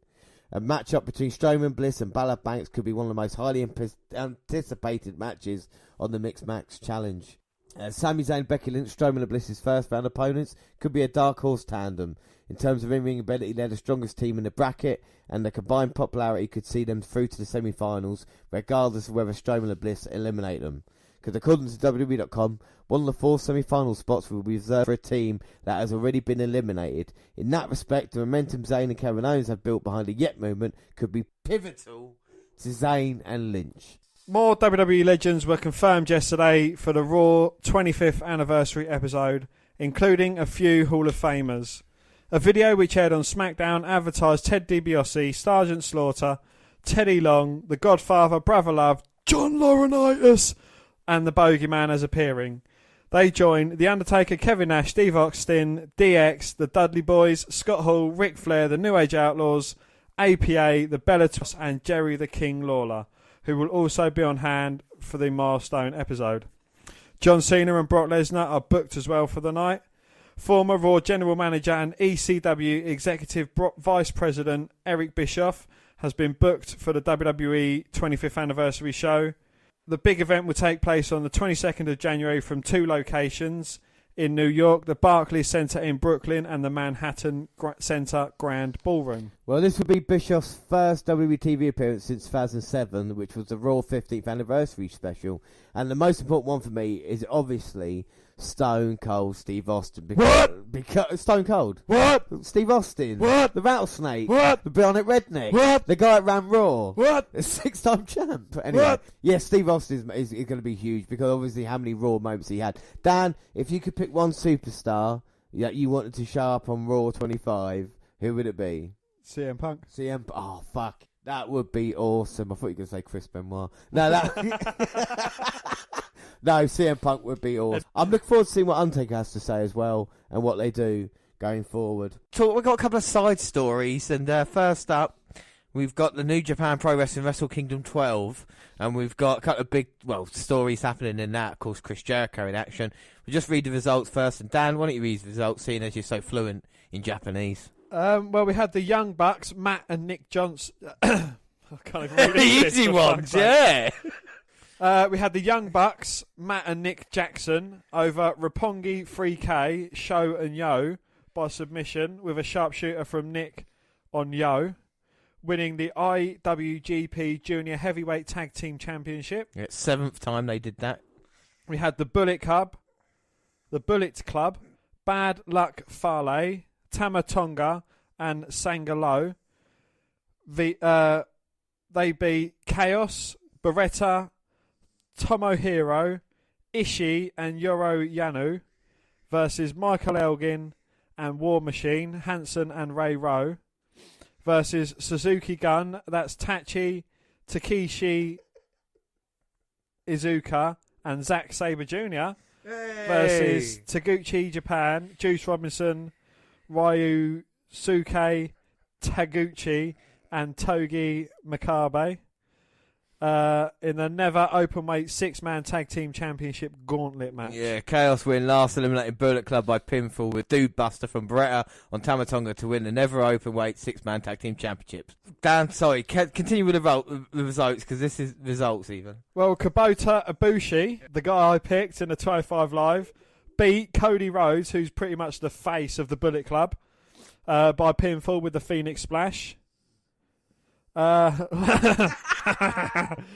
Los Ingobernables de Japón, Evil and Sonada over Killer Elite Squad, Davey Boy Smith Jr. and Lance Archer by pinfall, with a moonsault from Sonata on Smith to win the IWGP Tag Team Championship. Hiroki Goto over Minoru Suzuki by pinfall with the GTR to win the Never Openweight Championship, hair versus hair match. Post-match, Suzuki at first seems like he's going to leave without doing the deed, but he comes back to the ring, sets up a chair and uses the clippers himself to shave his head as per the stipulation. We then get a video package setting up New Japan's major dates for the 2018 through the G1 climax. Will Ospreay over Hiromu Takashi Kushida and Marty Scurll with the OS cutter on Scurll to win the IWGP Junior Heavyweight Championship, and we've seen both Will Ospreay and Marty Scurll live. Hiroshi Tanahashi over Switchblade Jay White by pinfall with a high fly flow to retain the IWGP Intercontinental Championship. And then we had the co-main event, which everybody was looking forward to. It's Kenny Omega versus Chris Jericho. And what was the result, Dan? Kenny Omega beat Alpha Jericho by pinfall with a one-wing angel on a chair, retaining the IWGP United States Heavyweight Championship in a no disqualification match. And we both watched that match, and Jericho's hilarious, pushing away the Japanese security referees at ringside. It's a bloody kind of WWE-based war, and it's really strange that they had that. Is it setting up Omega coming to the WWE? Who knows, but it definitely exceeded all expectations, I feel. And then the main event, Dan? Kazuchika Okada over Tetsuya Naito by pinfall with the Rainmaker, retaining the IWGP Heavyweight Championship.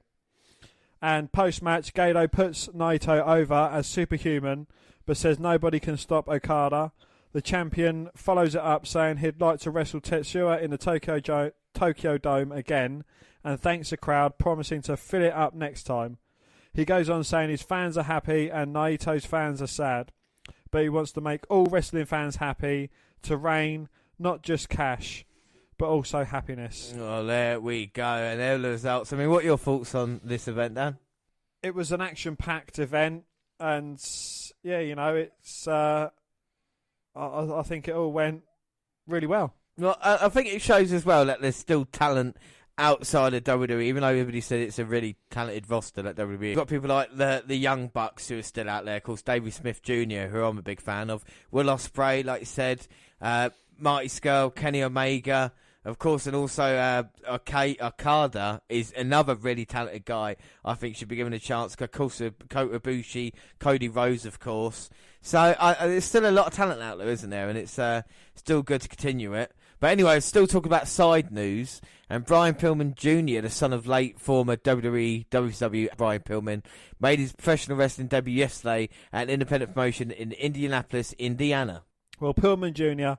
trained at the Storm Wrestling Academy in Canada under the guidance of Lance Storm. Thank you for taking care of me tonight. Wrestling is such a beautiful and exhilarating thing when the two people in the ring have a special bond like we had as soon as we met.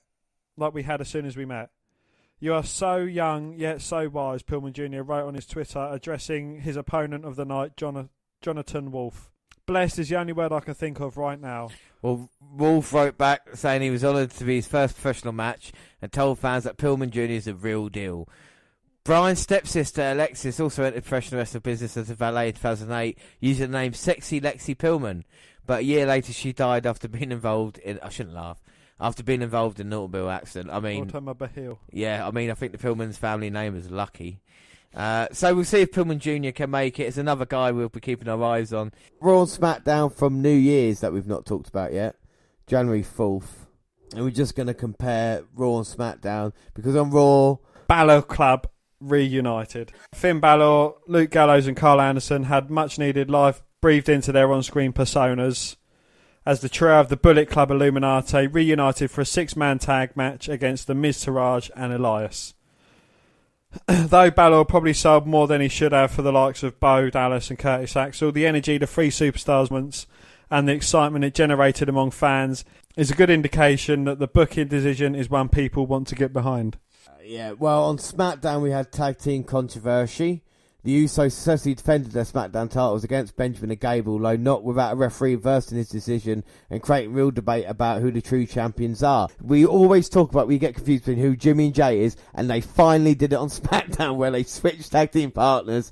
Gable and Benjamin got the pin, but obviously not in the right Uso. What were your thoughts on that? Do you think that's a clever way of kind of freshen it up a little bit? If you know I don't know. It is a bit, but you know, we used to see Twin Magic with the Bellas. I saw like they showed a clip of it this week on SmackDown, and you know, both men were going for a tag, and you know, they got the pin, the hands raised in celebration, and then another referee came out, reversed the decision.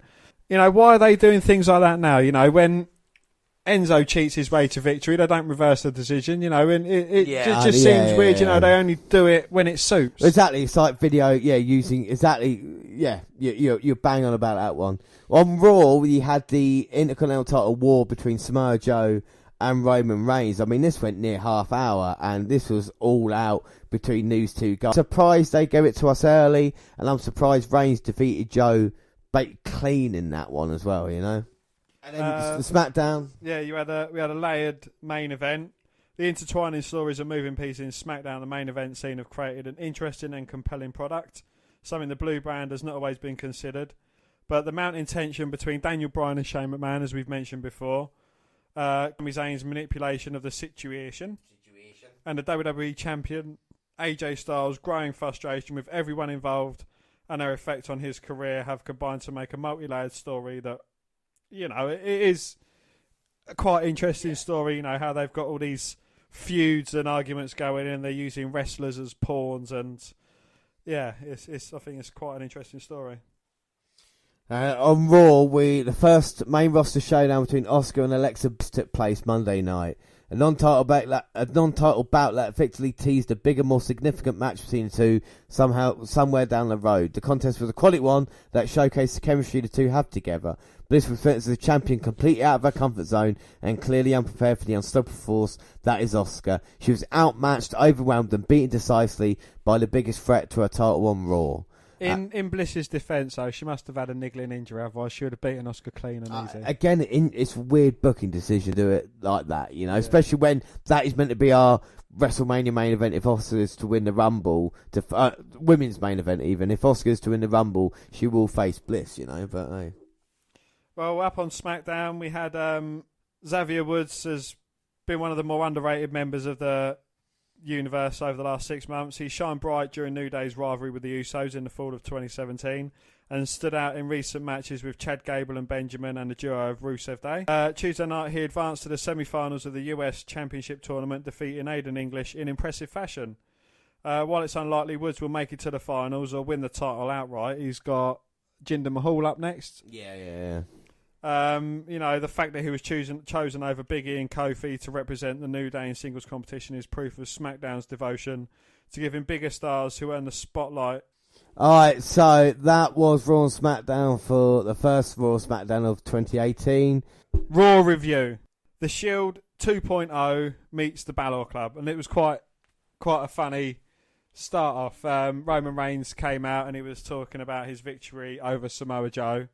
And he got interrupted by Jason Jordan saying, you know, we're the Champions Club. You know, we're great. We're working well together. We're kind of the new Shield, so to speak. That brought Seth Rollins out. And Seth's like, you know, calm a bit. You're going to piss Roman Reigns off. And then after that, you had the Balor Club come out. And Kurt Angle booked a match, 6-man tag between the two teams for the night's main event. It was quite funny during that, the fans chanting, "Who's your daddy?" at Jason Jordan. And then Balor said, "I've been running with Gallows and Anderson 10 years before you knew Kurt Angle was your dad." We had and Bayley versus Sonya Deville and Mandy Rose. Mickie James stood in Banks and Bayley's corner as they took on 2/3 of Absolution. Banks and Bayley win via submission. The bank statement. Oh, wow. Yeah, so Absolution, I think they've got their first loss. Yeah, first loss, and Paige not around at the moment. We'll have more details about that soon, but you're moving on. We had the Woken Matt Hardy going against Kurt Hawkins. His new entrance. Oh, right, the one you talked about the last. Yes, as he made his way to the ring. Hawkins pounced as the bell rang, but it did look like a completely different Matt Hardy. Really, did And it for actually? a man that's been round for 22 years now? Yeah. 96. Yeah, 96 he was open. I think even King of the Ring 95, 96 he actually opened up the doors for the wrestlers to come out, you know. So it's incredible to think been rolled out long. But did the crowd respond to it? The crowd absolutely loved it, yeah. Hawkins got Matt Hardy in a move, and Matt Hardy just started biting his hand because that was the only thing near to him. After the bell, the lights went out, the Fireflies was there, Bray Wyatt appeared, they had a laugh off, Bray Wyatt walked away, and it was wonderful. The Miz is back. The Miz is back, Dan, yes. You're the most must-see WWE superstar of all time, returned Monday night on Raw. Yes, well, it was... I don't know. It wasn't great, but you had Bo Dallas and Curtis Axel trying to outdo each other by giving their boss gifts. One of them took off his shoes. I think Bo Dallas took off his shoes and said, yeah, Curtis Axel took off his jacket. He's like, oh, he has a sports jacket. Bo Dallas took off his watch. You know, that was going backwards and forwards. But the fans actually responded really well to it, saying, you know, welcome back to him. Yeah. He got a babyface response, didn't he? He did, yes. He said he hasn't forgotten about what the Shield did to him, and he claimed he was coming after Roman Reigns to take back his IC title. Ooh. And then he said, I allowed Roman Reigns to borrow my Intercontinental Championship. True dat. But, you know, it was good. He, you know, as I said before, he's a good speaker. And then we had Enzo Amore versus Cedric Alexander for the Cruiserweight Championship. The match we've been waiting a month for. Was it worth it? No. Oh. It wasn't the greatest of matches, no. Count-out victory in the end. It was a bit of a weird one, but we had The Bar going against Cruz and Titus O'Neil. Titus Worldwide. Oh, they're still about then, yeah, that's good. They are indeed, yes. Sheamus and Cesaro demanded a tag team title rematch, Angle obliged. But The Bar warmed up with a match against Titus Worldwide after a brief flurry from Titus O'Neil. Sheamus and Cesaro took control. They overwhelmed Apollo Crews. O'Neil mounted a comeback, and in the midst of a chaotic match, he used a schoolboy pin to steal the win. So The Bar lost to Crews and O'Neil. Oh, wow. A bit of a shock upset there. They want to be 4-time champions at the Rumble. I don't know if that's going to be very likely at the moment. Yes. And then we have Strowman, Kane and Lesnar. Of course, we know they've got a match at Royal Rumble, a triple threat match. Not sure how that one's going to go down, but an agitated Lesnar bounced in place as Paul Heyman talked up his client. The Advocate complained about the triple threat Universal Championship match, but then he claimed no one could take down Lesnar, so he's moaning about it, but saying, well, it doesn't matter because no one's going to beat him anyway. Yeah. So, you know, he kind of contradicts himself, but hey, that's the fun of wrestling, I suppose. And Kane ambushed the Beast Incarnate on the entrance ramp. They fought backstage, and soon Strowman leapt into the fray. The Monster Among Men threw sound equipment at his enemies and left a scene of wreckage in his wake. He picked up a grappling hook from a box. I don't know why they got grappling hooks. I don't know why. But anyway, he threw it over some I don't know, it's kind of like staging equipment, and pulled it down on top of Kane. Yeah, he murdered Brock Lesnar and Kane. Like, Strowman's got to stop murdering people, you know? He really has. Or be murdered himself. He's putting himself in some situation. And then we had Samoa Joe versus Rhino. 10 years ago would have got me excited, I suppose, but... Well, Samoa Joe manhandled Rhino as Heath Slater watched on. And don't forget, Heath's got kids. Yeah. But then he choked him out in a matter of minutes. After the bout, he proclaimed himself He proclaimed he has broken reigns and entered himself into the Royal Rumble, and he promised to eliminate John Cena. Yeah, which I thought was a really interesting statement, but the same, even more interesting that happened during that match. We'll get onto that in a little bit about Samoa Joe, but at the moment.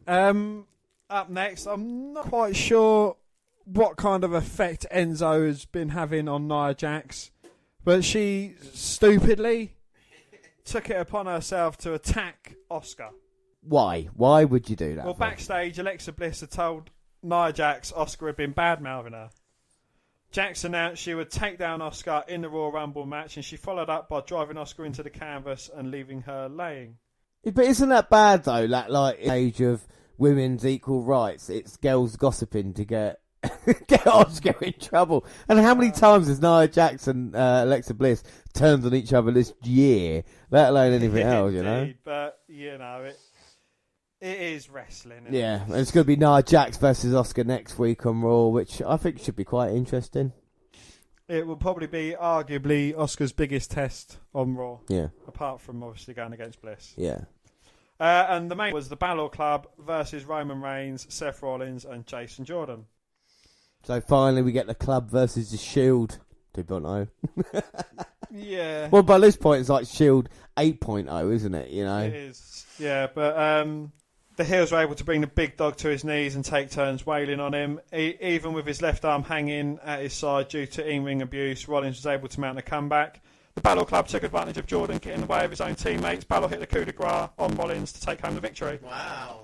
Alright, so move on to SmackDown now. SmackDown summary. Well, we started off with AJ Styles and he's reacting to the handy match. And AJ Styles is reacting to the handicap match announcement.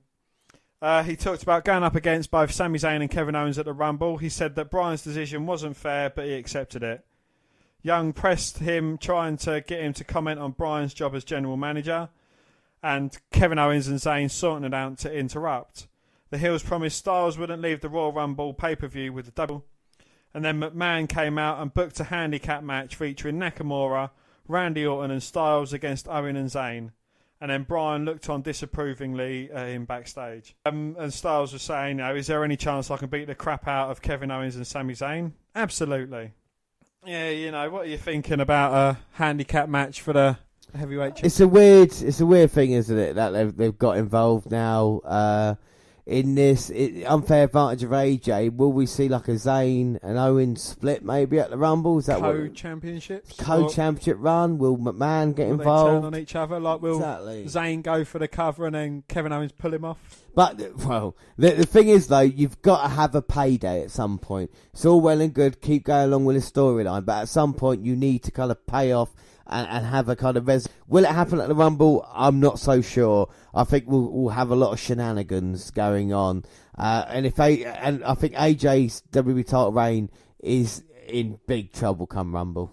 Yes, well, up next we had our first match of the night, and that was Becky Lynch versus Ruby Riott with 2 T's. Becky Lynch had Charlotte Flair and Naomi in a corner as she clashed with one member of the Riott squad.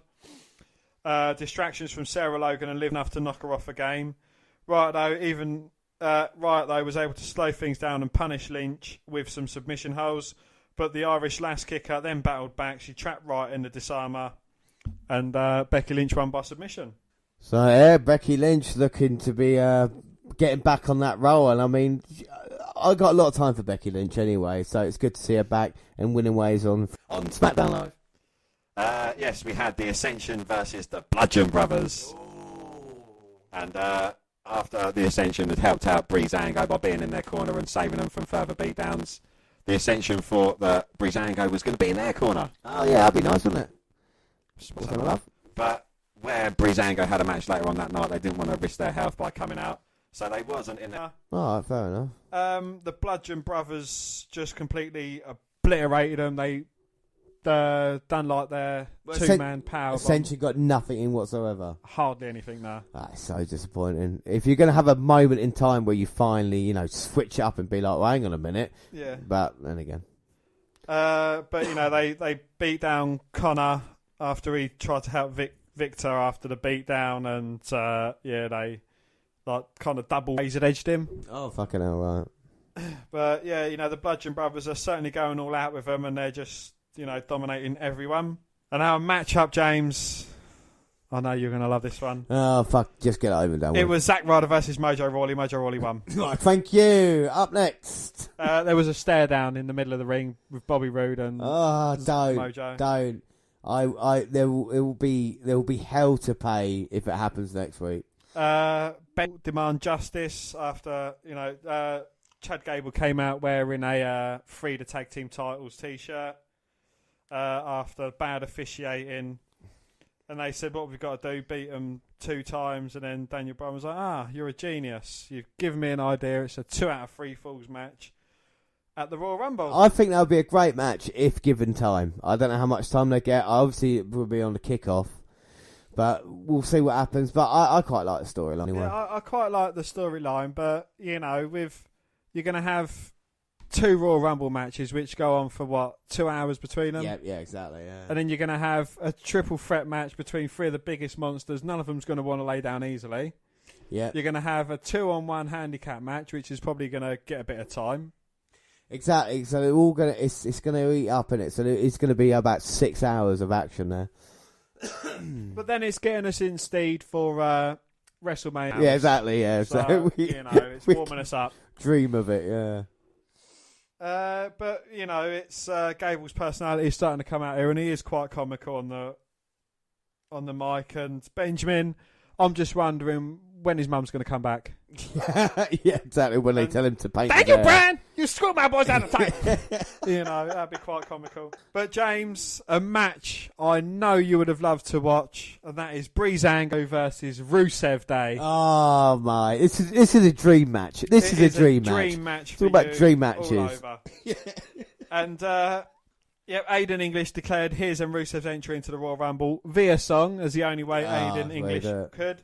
But Rusev beat down Tyler Breeze, and him and English took turns and beating the gorgeous one. Fandango rallied back though, but the Lion of Bulgaria overpowered him too. A series of kicks left the dancer stunned. The Fashion Police though upset Rusev Day thanks to a schoolboy pin. Oh, so Breezango finally wins something then? Yes, and it's not going to be the Royal Rumble. It's going to be the Rusev Rumble. Hey, every day is Rusev Day. It's Rusev Day. And up next, we had the main event: AJ Styles, Shinsuke fucking Nakamura, and the best wrestler in the world, Randy Orton, Sami Zayn, and Kevin Owens. So the dream team back together. I mean, this is completely unfair against Owens and Zayn, but how did it go? Well, you say it's unfair against Owens and Zayn, but they've got a 2-on-1 handicap match, so they're just getting them in the steed. Yeah, I suppose. For how handicap matches work. But in the ring, the Viper found himself in trouble in the Hills corner, who would just lull him into a false sense of security. Managed to gain advantage, and he and his partner battled Zayn around. The Hills looked to retreat once they ran into trouble, but McMahon made sure, and he made it a no count-out contest. So they started walking away. But then Kevin Owens nailed Orton with a steel chair, forcing the referee to end the bout. But McMahon stepped out once again to restart it as a no disqualification match. Then the babyfaces chased down their foes. A Kinshasa from Nakamura and an RKO from Orton put Zayn out of his misery. Oh, wow. So the dream team do win. What was better, Raw or SmackDown this week? I thought SmackDown was. I do quite enjoy SmackDown. The stories that they've got going on there, they've not gone on for ages because, what's his name? Strowman and Lesnar. I think that's gone on for a bit, and with Kane involved in there as well. I think it's just dragging on a bit. And, what else are they going to stop these monsters, machines and beasts? Yeah, no, that is true. They pulled staging down. One of them's been thrown in the back of a dust cart. One of them's had a load of chairs fall on them. They've broken the ring countless amount of times. Yeah, I mean, what else can happen? If Kane and Lesnar, now let's talk about being injured, and will they just put Strowman through an announce table and have a singles match between the two? It's kind of like, it's just kind of predictable what's going to happen. But that is Raw Smack, and we do move on. Well, arrivals, and we've reported on the rumours suggesting that talented independent wrestler Ricochet and prominent tag team War Machine were both WWE bound, and now wrestling journalist Dave Meltzer has all but confirmed these deals are done. In case you didn't know, as it's a new wrestling year, there have been a swell of speculation surrounding several current wrestlers on the independent circuit. However, there does seem to be some truth to the rumours surrounding Ricochet and War Machine. Ricochet is seemingly ending all of his obligations with NJPW and Lucha Underground, whilst War Machine have handed in their notice to NJPW and allegedly made their last appearance for them at New Year's Dash. I was asked for an update on the potential WWE signings of War Machine and Ricochet, and replied with a very brief but unambiguous response that will only be good for WWE fans. Consider it done. Obviously, Twitter confirmation doesn't mean he's in absolute fact, but he rarely commits so wholly to something unless he's fairly confident in his own deductions or has a decent enough source on the matter. So what's next? The closer we get to the Royal Rumble, the more it looks like we'll be seeing Ricochet making his WWE debut as a surprise entrance during the event in a similar move to AJ Styles did at the Rumble. War Machine could debut at the Rumble too, but it's less likely for a tag team to debut at the Rumble, given that each man would need to enter separately, so I'm not too sure what the WWE might have planned for it. Well, both Ricochet and War Machine would be great acquisitions for the WWE's already incredibly stacked roster of talents. I just hope when they brought in WWE, they have a good plan what to do with them. I mean, what are your thoughts on maybe Ricochet in WWE, Dan? I would absolutely mark out at the moment, and the picture of me and Ricochet just jesting around at an independent show would go viral. Honest to goodness, right? Like they say when you're meeting people, and meeting Ricochet the few times that we did, just such a nice guy, you know. Yeah. Like generally nice guy, and it's not an opportunity you can say that about people, WWE superstars, what they are. But you know, we shared a meal week. Was that when he asked Luke for a crisp when he was at the bar? Luke, we were watching the reaction, and Luke came back from the bar. Our friend came back from the bar and said, "Oh, I've just shared a packet of crisps." And we're not talking about Sheamus and Cesaro's bar. No, not Sheamus Cesaro's bar. Came back from the bar. Said, "Oh, I've just shared a packet of crisps and had a drink with a wrestler." I go, "Oh yeah, which one?" He goes, "Oh, you know that one we saw earlier doing the flip." He was like, "What, Ricochet?" And apparently Ricochet was at the bar. Was like, "Oh, those crisps look good, mate. Can I have a couple?" So they start a conversation. Of course, a picture, Dan, that I'll put up on this episode of the two of us meeting Ricochet as well. And I've actually cut you out of you've cut me out, yeah. The Ricochet one, because it looks no disrespect to you, but it looks so much better as you've promoted yourself being the main reason that Drew McIntyre signed back for the WWE or for NXT.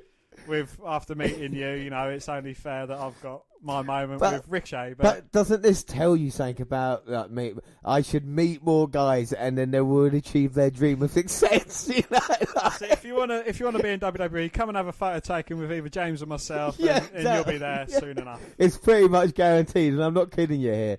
You know, the amount of people we've met who've gone on tremendous success. Even people like Marty Scurll and Will Ospreay. Yeah, Zack Sabre Jr. Zack Sabre Jr. All these guys. Unless it's Colt Cabana. Colt Cabana's Ring of Honor commentator, you know, I suppose. And he's got probably one of the most popular podcasts, one of the first podcasts. Yes, well. one of the first, and just behind us, the most popular wrestling podcast. I think you find, yes, but you know, seconds. Second's not bad, you know. He was always second best to CM Punk, wasn't he? Stop it. But I don't even know what we're talking about. Right, yeah, okay, right, back on track now. Yeah, back in February. Okay, yeah, sorry. So, yeah, it would be a great thing. Anyway, back in February of 2014, Raymond Rao in the finals of Ring of Honor's third top prospect tournament. The two teamed up shortly after, and War Machine was born. Could they create a new chapter in WWE? Well, as a team, Raymond Rao and Hanson have skyrocketed through the tag team ranks of the independent pro wrestling scene in a very short amount of time. As War Machine continues the unique combination of power, speed, strength, agility, acrobatics, and toughness. These attributes, as well as their ability to consistently improve, have led them to reportedly signing with WWE just 4 years after. In those 4 years, War Machine has built a very impressive resume, which includes winning the Ring of Honor World Tag Team Championship, as well as the IWGP Tag Team Championship twice. We have recently seen a shift in the mindset of WWE management from the sense that they've been allowing outside talents to keep their gimmicks when entering the company. In the past, WWE liked to change pretty much everything about what made a talent a hot commodity on the independent circuit and remold them in their own image. The new mindset is refreshing to fans like myself. They're forced to have to reprogram our brains and try to forget the wrestlers that we've been watching outside of WWE for years. Because of this, I fully accept War Machine to continue to look, act, and perform the same way they got signed to the company in the first place. So, a change of times now, but still, I think, enjoyable. Do you reckon they go to NXT or... Yeah. I think the best thing for War Machine is go to NXT and build up the tag team division again, because I think it's quite sparse at the moment with NXT. I think you've got Sanity and the Undisputed Era, but barring that, I'm looking forward to War Machine coming back, TM61 coming back from injury as well, and trying to build up your tag team division again. Yes, acclaimed independent wrestler booker Gabe Sapolsky is on the verge of signing with WWE. The current WWM promoter will be employed as a consultant, having spent the past few months working on what PWI describe as a handshake agreement. Stage assistants at NXT TV tapings and will be allowed to continue his role with WWN and their Evolve offshoot, with WWE seeking this as a continuation of their existing working relationship with Sapolsky's company. Gabe is best known for his work with Ring of Honor. He co-founded He co-founded the promotion in 2002 and was a head booker during a period that many regard as the company's creative peak, with Ring of Honor attracting tremendous global thousands. He left in 2008 and announced his new role as Dragon Gate USA Vice President the following year, before birthing Evolve in 2010. This move won't come as a surprise for those who follow Sapolsky's career, as he's been constantly linked with the WWE role over the past few years. Triple H even addressed him directly during a conference call last summer, stating, "I like Gabe. I like what he does. I think he's a smart guy that helps get talent going in their careers. When I have an opportunity for him to be around us and learn from us, and I can bring him in and see how his mind works, it's good for everybody. I want to work with guys or groups or organisations who are in the business of cultivating talent and not just putting on shows, selling some tickets and moving on. People that are interested in cultivating talent and helping to push their careers along." And like you say, with Gabe, a very interesting guy, under the radar, used to be working with Paul Heyman in WCW. That's kind of where he learnt the ropes. So Ring of Honor, AJ Styles, CM Punk, Daniel Bryan, all these guys who came through there. And this is someone who is a very bright mind, and I think Triple H knows this. And with NXT, again, it's the independent fit, isn't it? And making it different from the main roster in WWE, which I think they've done perfectly. Bit good news yet for you, Dan, with arrivals as well. Yes, Candice LeRae has reportedly signed a contract with WWE after previously competing in the company's Mae Young Classic tournament, featuring female superstars. On Wednesday, Squared Circle Sirens reported LeRae passed the required medical examinations and is expected to begin work with WWE Performance Center in Orlando in the next few weeks. LeRae emerged as one of the most notable names on the independent wrestling circuit over the past decade. Her most prominent work came in Pro Wrestling Guerrera, where she won the PWG World Tag Championships with longtime independent star Joey Ryan, I'm sure he's got a lot more to it. No, honestly, it's fantastic. Though. You go to YouTube. I know you say it. I've seen the Mick Foley. The Mick Foley one's hilarious, but him and Candice LeRae, they kind of moves. He wouldn't be able to get away with it, I don't think. No, I think that's probably what's holding Joey Ryan up from joining. Maybe in the Attitude Era. The Attitude Era would have been perfect. Yeah, exactly. Jinx, you owe me a can of Coke. 2-year-old Canada native reached the quarterfinals of the Mae Young Classic, which was taped in July and shown on the network in August and September, with victories over Renee Michelle and Nicole Savoy before losing to eventual finalist Shayna Bazsler. My pick in the Mae Young tournament, of course, Candice LeRae was yours, but it's good that she'll be signed. Well, TMZ is reporting that Triple H missed a SmackDown Live episode because he had dinner with Ronda Rousey and her agent in Los Angeles.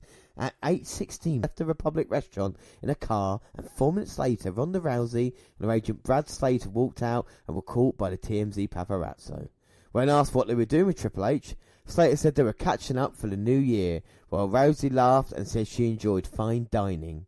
After Rousey got in the car, the paparazzo asked Slater about the double Rumours, and Slater just opened his arms and didn't say a word. Brad Slater is also Dwayne The Rock's agent, and he is probably the luckiest man alive. He finished the amount of money that Brad Slater is making just off Dwayne. Did we get any Rock. candid pictures of Ronda Rousey getting into a car? Was she wearing a skirt? No, we didn't get any upskirt shots? None like that. No, the midget paparazzi man wasn't out and about taking no. But with Rousey still, and of course, we'll go into a lot of detail about Ronda Rousey on our live shows for the Rumble weekend with all the build-up. Of course, we'll be discussing who we think may be 30 participants in the Women's Rumble. Rousey. No Rousey is surprise joiners for the WWE. Yeah, exactly. So, I mean, who knows what could happen. But we move on to injuries. Enzo hospitalised. When I saw this headline, Dan, I thought all your New Year's wish and dreams had come true. I thought, oh my God. But what was it actually going on, Dan? Go on. Well, Enzo Amore himself, the Cruiserweight champion, was recently hospitalised with the flu. Yes, you heard it correctly. He had sniffles and sneezes, and he put himself in hospital because he is a fucking bitch that can't even dive out the ring without breaking his own fucking neck, the twat. Please read on, Dan. Well, that led to his planned title defence against Cedric Alexander on the January 1st episode of Raw being postponed. Turns out the move may not have had Zoe's blessing 100%. The not SAWFT superstar, showed up at American Airlines Arena in Miami, saying he was ready to perform, but was sent away by trainers and company officials. Amore left the emergency room and showed up at the venue around 7 p.m. Eastern Time.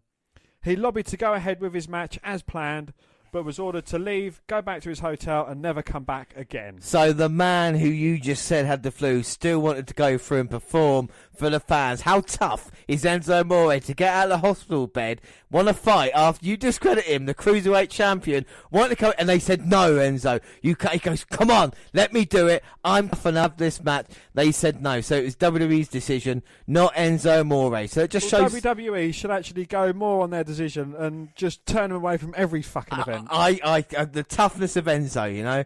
Given all that, Enzo most likely want to work 205 Live. He didn't, because the WWE's already planning 2 other matches that we'll see in our next episode. So Enzo Amore there, so tough. I mean, you know, it's just. I mean, what are your thoughts on Enzo, Dan? How much do you love Enzo? We're hearing that story and seeing as you're wearing a T-shirt. How big a fan are you right now? I actually hate him even more now that I'm wearing his T-shirt. Forced, may I add. This is like T-shirt rape to me. Dan, you shouldn't have lost, all right? If you lose, that's what you get. That's what you get. Well, I didn't think of losing when I agreed to these stipulations. Well, who's to blame? Yes, we've got injuries. Samoa Joe might miss the Rumble. He fought Rhino on Raw. Yeah. During his match, Joe felt a pop at the bottom of his right foot. Senior ringside physician, Dr. Chris Amann, said, we took a look and we believe he has plantar fascia rupture, which is a thick tissue rupture under the foot. We will get an MRI treatment. We'll get an MRI to confirm. Treatment includes a period of immobilisation in a boot with crutches and a pallet-rich plasma injections. Yeah, so we talked about something worse happening in the Joe Rhino match here. I know he challenged Cena afterwards, but it was this foot injury, and it means that it could impact potential high profile if he was Cena, and it looks like he's going to miss out on the Rumble. And just coming back from an injury, I mean, Joe at the moment is in a really difficult place because he's at his career now. He's been wrestling for 15, 20 yeyears. So obviously, but we've seen this in WWE with other superstars. The body finally breaks down when you get to the WWE. I was actually watching a video, and it had it was from 2000, and John Cena, Samoa Joe, and Christopher Daniels. They was all at a wrestling training school. I mean, I hope Joe comes back, but it is a shame, you know. Yep. Well, following that was described as a scary moment, where a stretcher was brought to the ring when Paige had trouble moving after taking a kick to the back from Sasha Banks at a live event in Long Island on December the 27th. WWE took the British superstar off the road.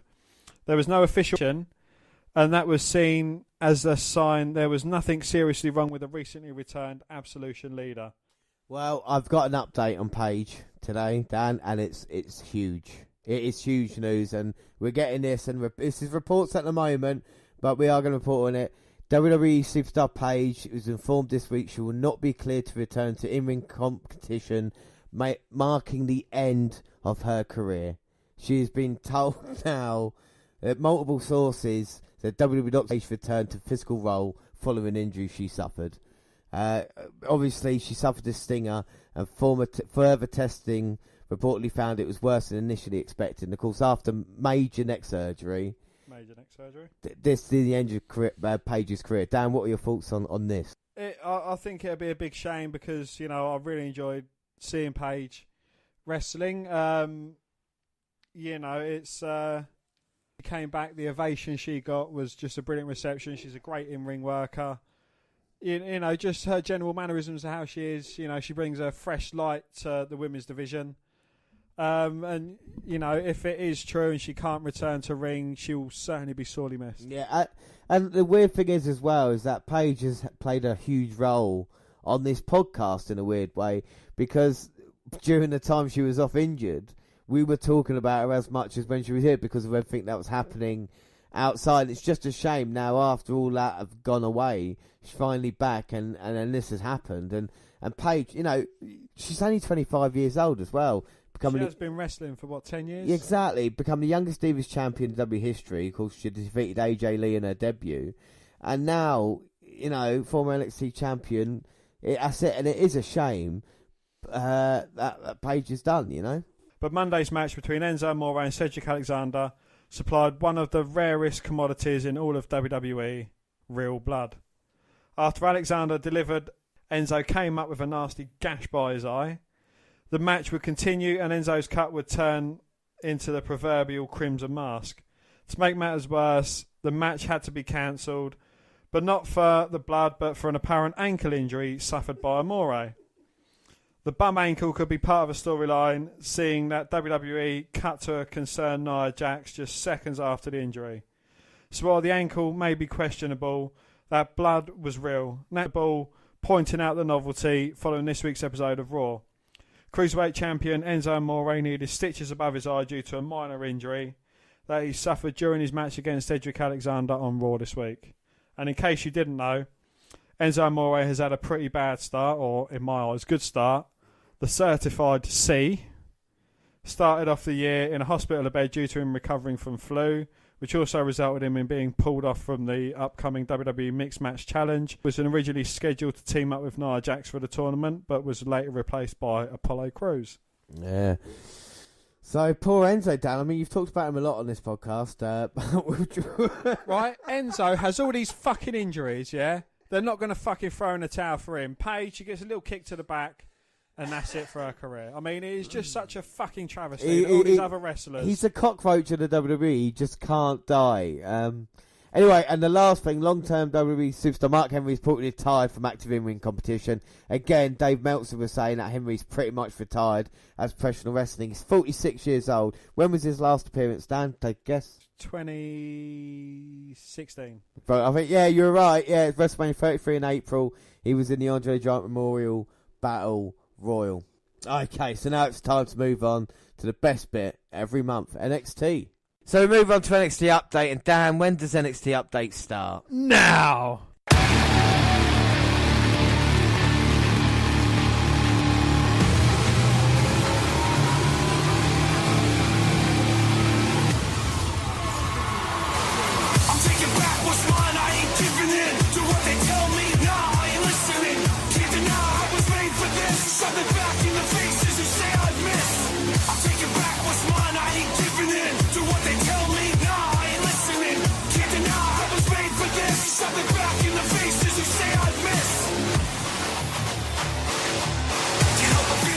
So yeah, it's December 20th, episode 426.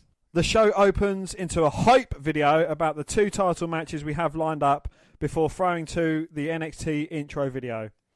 Sanity, Eric Young and Killian Dane versus the Undisputed Era, Bobby Fish and Kyle O'Reilly for the NXT Tag Team Championship. So that is what's going to start us off. Sanity versus the Undisputed Era. And this is a match I've been really looking forward to see. Can Fish and O'Reilly back it up in the ring? It looks like it's going to be Dane and Young, which I think... I like Alexander Wolf, but Dane is probably the most dangerous member. And as we've seen, Dane is already going to be in the Fatal 4-Way match for the number one contendership, so he could be a double champion here in NXT. First time ever anybody's done that. When the NXT still be NXT Tag Team Champion and be the NXT Champion with Eric Young here. And of course, they won the titles from Authors of Pain back at NXT TakeOver. I mean, who are you going to back in this match, Dan? Seeing as though it's the New Year episode and we've done our year-end predictions, I'm backing the team that I've picked to be champions for the end of the year, Insanity. Yes, it's you can't look by him. We've seen Adam Cole coming off a loss to Aliester Black, which kind of shocked me because I thought they were going to go a certain way of Undisputed Era. I'm still not sure about them now, you know. And the thing is, in this match, they are outmatched at the moment, so I don't know if they're going to need numbers. But Sanity, of course, have got more numbers because not only have we got Alexander Wolf, but we've got the crazy Nikki Cross roaming around. She could show up at any moment here, you know, and I think that is to Sanity's advantage. But Fish and O'Reilly, I've not really been impressed with the Undisputed Era as yet. I think in ring they performed at War Games, didn't they? But I mean, what are your thoughts on them, Dan, at the moment? They've not impressed me. I don't know what it is. I've just taken an instant dislike to them. Maybe they are, you know, good in the ring, but I'm just yet to see anything that impresses me from any of the three members of the Undisputed Era. Yeah, I mean, I don't want to say generic, but I'm not saying anything special. The type of character that they bring either, you know, it seems to be the same kind of. I don't want to say independent wrestler, but You know what I mean? Trunks and the kicks and the hard kicks and stuff like this, but nothing but then, really else. You say they pulled it out at War Games, but, I saw most of the major bumps taken by Authors of Strong Pain and Sanity. I didn't see them do anything really risk-taken. I know, like that superplex was to Adam Cole, or from Adam Cole. Adam Cole, strong suplex, Adam Cole into the crowd. It was quite an impressive move, but again, that was more strong than Cole. Yeah, I see what you're saying. We'll talk about strong. Killian just picked up both members of the Undisputed Era, squashes Riley in the corner, tagging in Eric Young. Yeah, I think they've got a lot to prove here, the Undisputed Era. I think with NXT, you can't just come in and say you're dominating it. You have to back it up, And especially when you got Aliester Black and even, NXT champion CN and tag team champions in Sanity, then you're going to have to go away to actually prove that you mean something, And now O'Reilly going to go kicking Eric Young, but he catches it. But then, I've yet to see anything really impressive from Eric Young. I think the standout members have been Cross, Dane and Wolf. From Sanity, no disrespect to Young, but I don't know. He's not as billed as big as the leader of Sanity. No, but I think Young has gone about his business quite well. I mean, he's not, like you said, been challenging for the NXT title. But I think the performances he's been putting in recently have been great. Like when he won the tag team titles, it was him basically winning it for Sanity, wasn't it? And at War Games, of course, the elbow off the top of the War Game structure. I think Eric Young, to his credit, have been putting in performances, but like you said, not getting much of the spotlight. It's about the other two members, really, isn't it? She was big at the ringside. I think they're trying to build up Killian Dane and Nikki Cross rather than Eric Young. It's not all about him. It's about trying to using the old talent to bring the new guys up. But at the moment, the Undisputed Era in serious trouble here. So we are back after the break. NXT Tag Team titles on the line. It looks like Fish and O'Reilly have come back. They're completely taking control of this one. I think that would be the strategy used in this match, wouldn't it? Well done. I'm on fire, baby. You have, I've eaten a dictionary. Have you been on the King's? I bought myself a dictionary and a thesaurus. Unfortunately, not only was the thesaurus terrible, it was also terrible. Anyway, sorry. And look at Fish and O'Reilly. The kicks and the leg locks, and like I said, we know they do this. Handsome O'Reilly's in the ring working over Eric Young's leg. And he tags in Fish, who jumps over the top rope and goes for the cover on Eric Young. But count. And what a huge night for NXT. Of course, what we've got in our main event is the trilogy of matches. It's Pete Dunne versus Tyler Bate for the UK Championship. I cannot wait for that Tyler Bate. Tyler Bate. Come on, son. After you lost to Enzo, prove that you belong here. But Eric Young might be out double suplex by Undisputed Era. Oh, but Young managing to get the shoulder up at 2. And now, O'Reilly's a good looking one, isn't he? And he's got hold of Eric Young, and Dane desperate for the tag. And Eric Young now trying to fight off O'Reilly. Both men trading big blows. Young gets kicked down, pinned, but again, shoulder up at 2. And they're going to go back to the arm now, O'Reilly. Handsome O'Reilly gurning the way in the ring as he's got Eric Young locked in, looks like a modified Kimura. Oh, and Eric Young does fight out of it, but a knee from O'Reilly to Young sends it back in the corner. Places him up the top there, looks like he's going to do some damage. But no, Young managing to fight out. Punches O'Reilly in the face, but doesn't worry because it's not going to make him any worse looking. Oh, but dives off straight into a knee, gets bounced back, the turnbuckle responds with a neck. A lovely swinging neck breaker. And Dane's marching up the side of the apron. And Fish going to stop Dane, and that might have been a mistake. Dane's distracted, and now they're putting the boots to Eric Young. It is great tag team wrestling. You can't argue with Fish and O'Reilly. And it is Fish in there. All Irish whip there by both men. And Eric Young, oh my God, sends O'Reilly all the way down and kicks off Fish. Can he get tagged today? No, Fish going to go after him. Eric Young puts the ropes down low. And now surely he's going to get a tag. Don't call me Shirley, but it doesn't look like he's going to get over the corner to Killian Dane. Oh, and Eric Young trying to go for the pin. But O'Reilly stops him now. Hot tag. Yes, and now the big man's in. Here comes Damo. He's going to run through Handsome O'Reilly throws Bobby Fish into the ring. Well, I didn't know a fish could fly. He just got caught there with double clothesline by Dane. He's doing a bit of fly fishing. He's fly fishing. I don't know fishing. Dane there, big clothesline. They call it the fish. One for O'Reilly. Throws O'Reilly into Fish and splashes the pair of them. And that's the power of Dane Compelsley. Going to go for a senton. Oh, a drop kick on O'Reilly. A drop kick on Fish and lands on O'Reilly. And Dane picking up Fish. Fucking hell, drops the back of his head onto O'Reilly. 2. Oh, that was it. Fish stopped the count. Eric Young in. Deposits Fish to the outside. And now Dane. Well, Eric Young's been beaten up. I don't know if it's a great idea putting him in, especially when Dane is as hot as he is. Picking up O'Reilly. Eric Young's going to finish him off. Fish on the apron. Dane gets dumped over the top. Eric Young hits a powerbomb on O'Reilly. Looking to land that big patented elbow of his from the top rope. And here comes Eric Young. Oh, Adam Cole comes He's an out. Asshole. He comes out here and he hangs out Eric Young that top rope. He is an arsehole. Kicking a forearm to the Eric Young's head. Yeah! But Eric Young manages to kick out. Come on, Nikki Cross. Yes! Come on, Nikki! Nikki now! On the apron! Bah! Takes out Adam Cole. He gets beaten up by a woman. What a fucking bitch he is. And Nikki Cross there. For someone beating the absolute hell. Come on, that's what we wanted to see. Jessica Carr there trying to break up Nikki Cross and Adam Cole. Nikki Cross will end Adam Cole. Go away, Adam Cole. Fuck you, Cole. Oh, Fuck my you. God.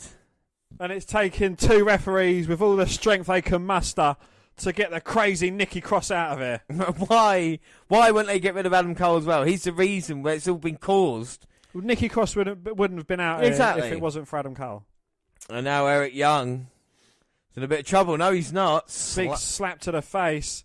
Slap for Bobby Fish. Well, he was looking for a lovely neck breaker to O'Reilly. It's going to be it. Oh.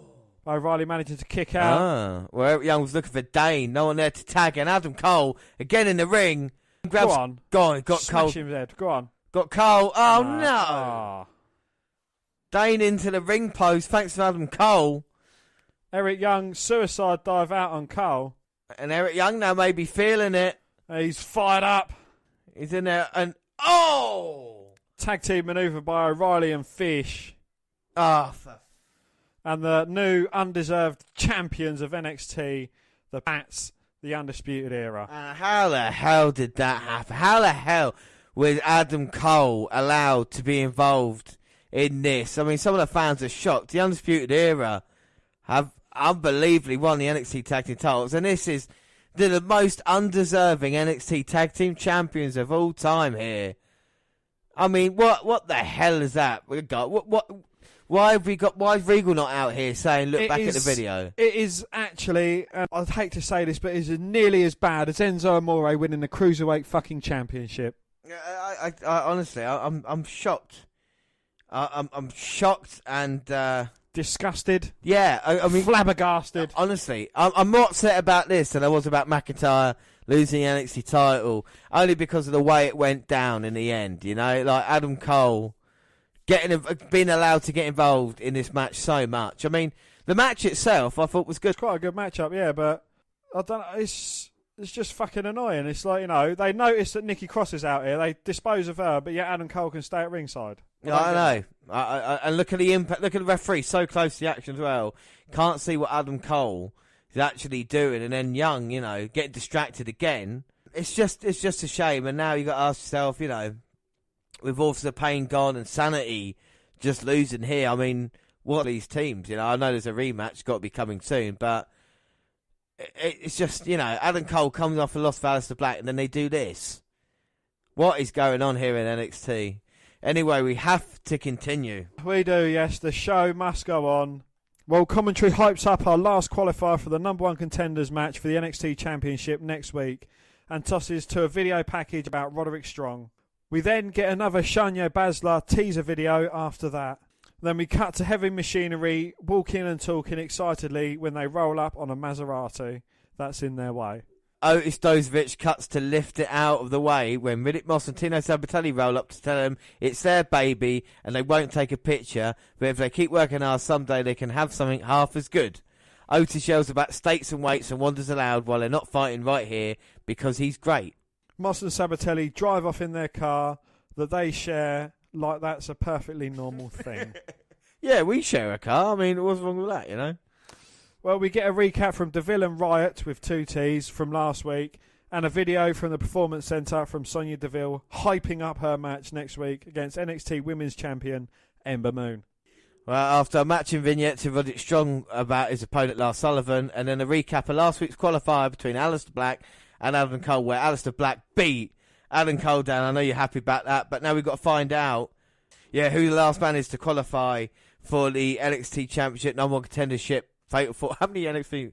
We're going to find out who's the last man to qualify for that Fatal 4-0 match, become the new contender to NXT title. Lars Sullivan and Roderick Strong. And Sullivan have been chosen of Cassius Ohno.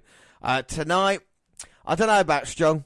He had a performance at War Games and all straight away, right to Sullivan. And I think that's what you got to do in this. Just keep on the big man.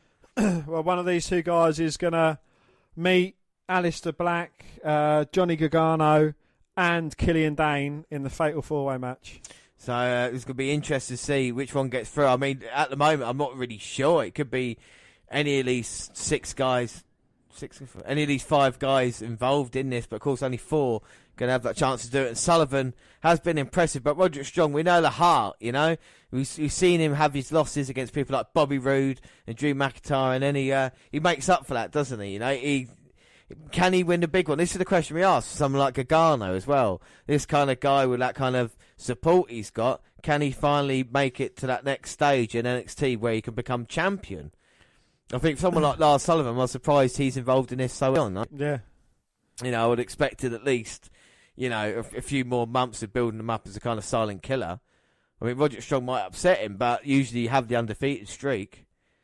And Sullivan is just a freak. I mean, look at this. How big is his head, you know? Well, I think he should team up with O'Reilly to become the handsome duo. I mean, but I've never seen a man with a head as big. Not even Albert had a big head as Lars Sullivan. And now he's taken over on Roderick Strong. Just going to wear Strong down. Irish whip and a huge clothesline in the corner. And this might be it already. Maybe picking him up, slamming down. Oh my God! Oh, drops Strong on his back. How old would you say Lars Sullivan is? He threw him halfway across them then. That was freakish. Lars Sullivan, he's 34. 29. Oh, he's quite young then. 29's not bad. And this big man looking to put away Roderick Strong. And Strong kicking now. Mule kicks. Trying to get Sullivan away. Now Strong trying to attack Lars Sullivan, but Sullivan just catches him, and he's got him in this bear hug, and he's just wearing out Roderick Strong now. All the breath, all the life for Roderick being squeezed out by Lars. And he must have had this on for a good couple of minutes, and Strong trying to slap his way out. And now with a forearms to the face of Sullivan. He's only got 2 arms, though. Trying to get some separation. A lovely drop kick there by Strong, trying to get himself back into this match. And is this probably one of the toughest opponents? He's beaten Cassius Ohno, but again, you know, he's probably his second toughest opponent in Roderick Strong. Yeah, I think Strong is the toughest opponent of Lars Sullivan. He's going to be frustrated the most, but he's not going to be an easy knockout. You can see what Strong's doing now, letting maybe Sullivan punch himself out a little bit and attacking the leg. No, it's the forearms. To the head. And then knocks Sullivan out the ring. And maybe Strong wanted to do this. Like I said, no one's had the experience. Roderick Strong. But the fact is, can he... Oh, my God. Can he get the job done? And Sullivan there. A huge clothesline. And now, no. Now, no. Going to the Big top. man's going up top, but Strong up there to cut him off. Can he deliver a superplex? Oh! I'm surprised the ring withstood that shock.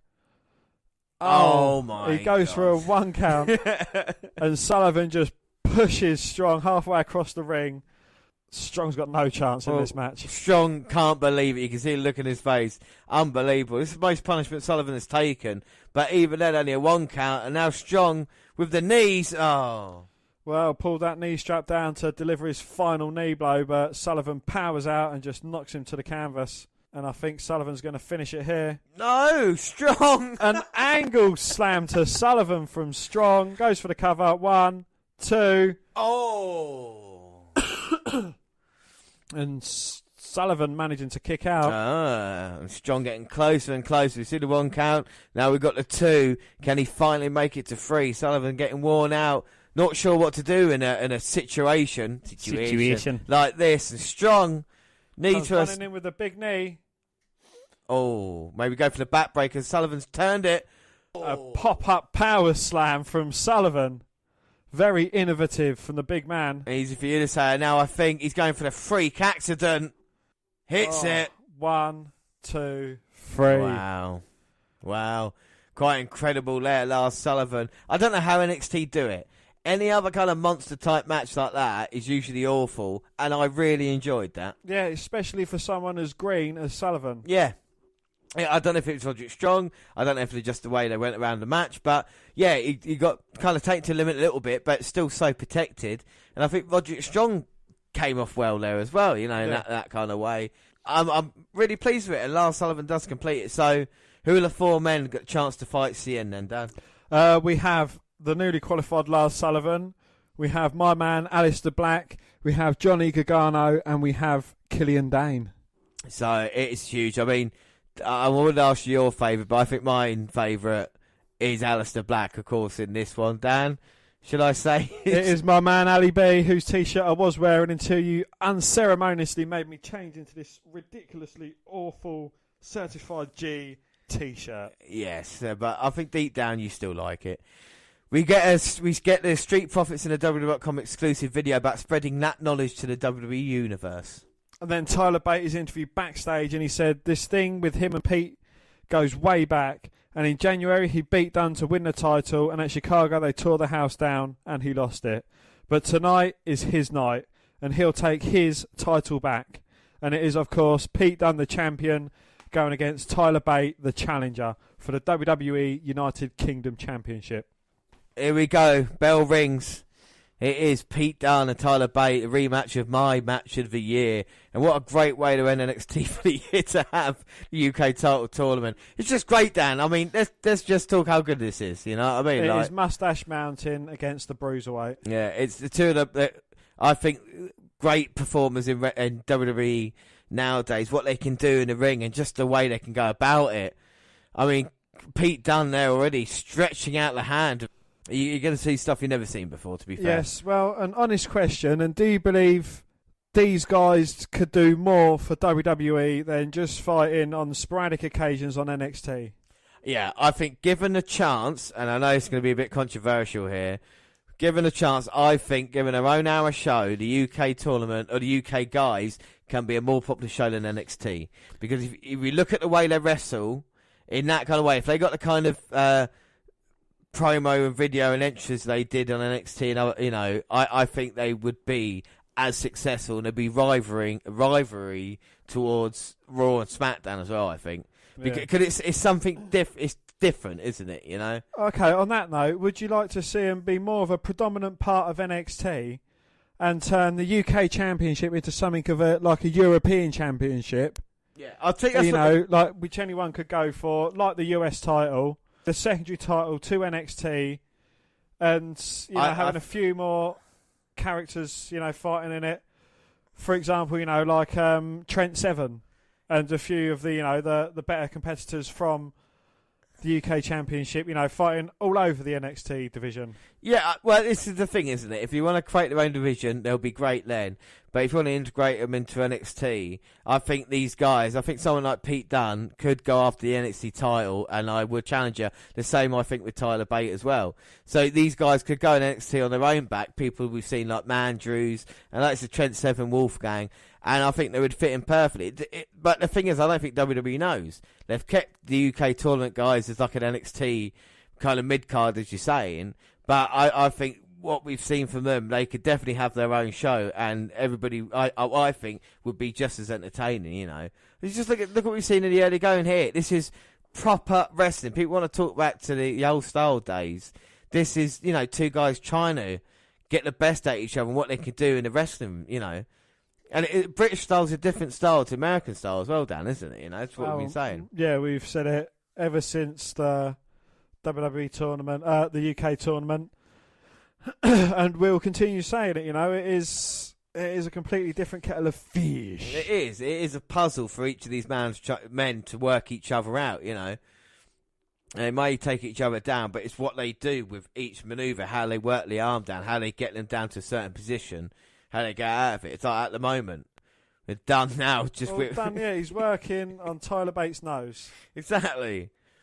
And you think, why would he do that? Well, if it's in the way. Now he's grabbing the finger. He's bending his middle finger back and he's just punishing him. But all this is, like, you know, it's going to wear down his opponent and it's, you know, helping him in the match. Exactly, and it's Tyler Bates showing that he can still, wrestle as well and how he manoeuvres his way out of this, gets the bridge and done, sits on Bates. But Bates still stays with the bridge until Dunn sweeps the leg out but Bates back up to that bridge.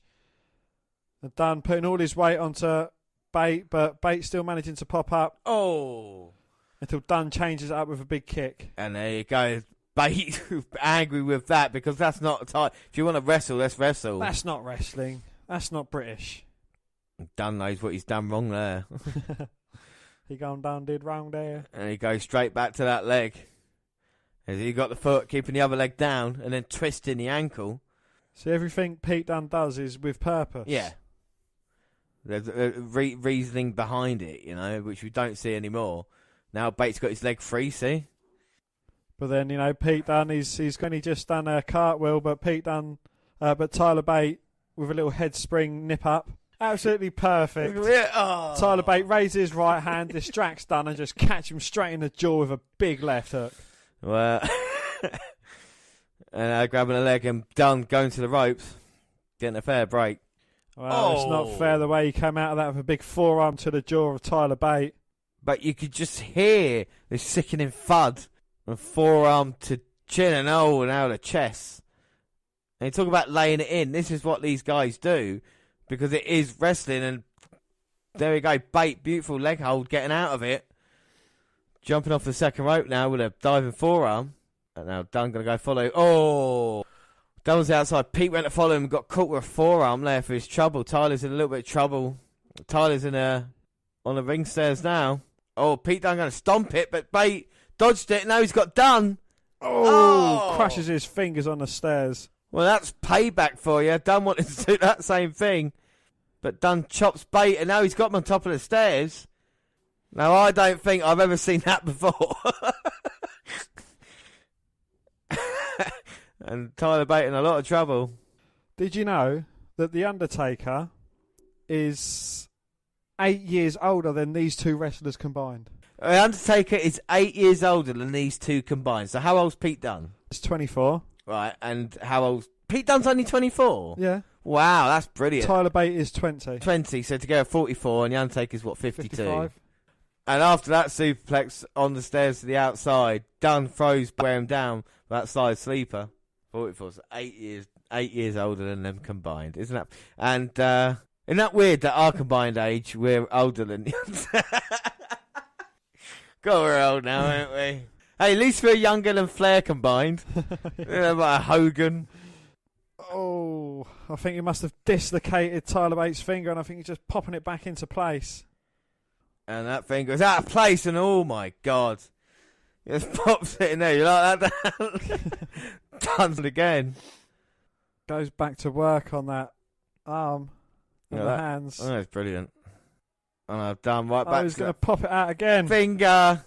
Oh no, the elbow there as well. Oh! See, this is just brutal. And Pete Dunne's just shrugging off and going, what? But the people have got to know what for. Oh, kick to the head. You know, people diving off the top through tables and that. And yet Pete Dunne and Tyler Bate can get that reaction from just like bending the finger back. It's weird how... I find it weird how wrestling works. They kind of renewed the old, if you know what I mean. Yeah. Bate now trying to kick away Dunne. Trying to fight his way back into this. Oh, but Dunne just so dirty. Grabbing a nose, dirty punch, dirty boxing. Now he's got hold of the arm. Just kicking him in the face, disrespecting the first ever UK champion. Oh, but that might be annoying Tyler Bate a little bit. Oh, his ear's bleeding. He's getting kicked in the face. He's like, come on, bring it. Uh-oh. That's just firing him up. And he's got Pete Dunne. Oh my days. Just flips Dunne over like an exploder. That was a lovely... It just showed the power of Tyler Bate as well. He's trying to get feelings back in his fingers. He feels it in his fingers. Can he feel it in his toes? Tyler Bate trying to get back up. And Dunne's backed up in the corner. Here comes Bate. Comes running in with a big uppercut.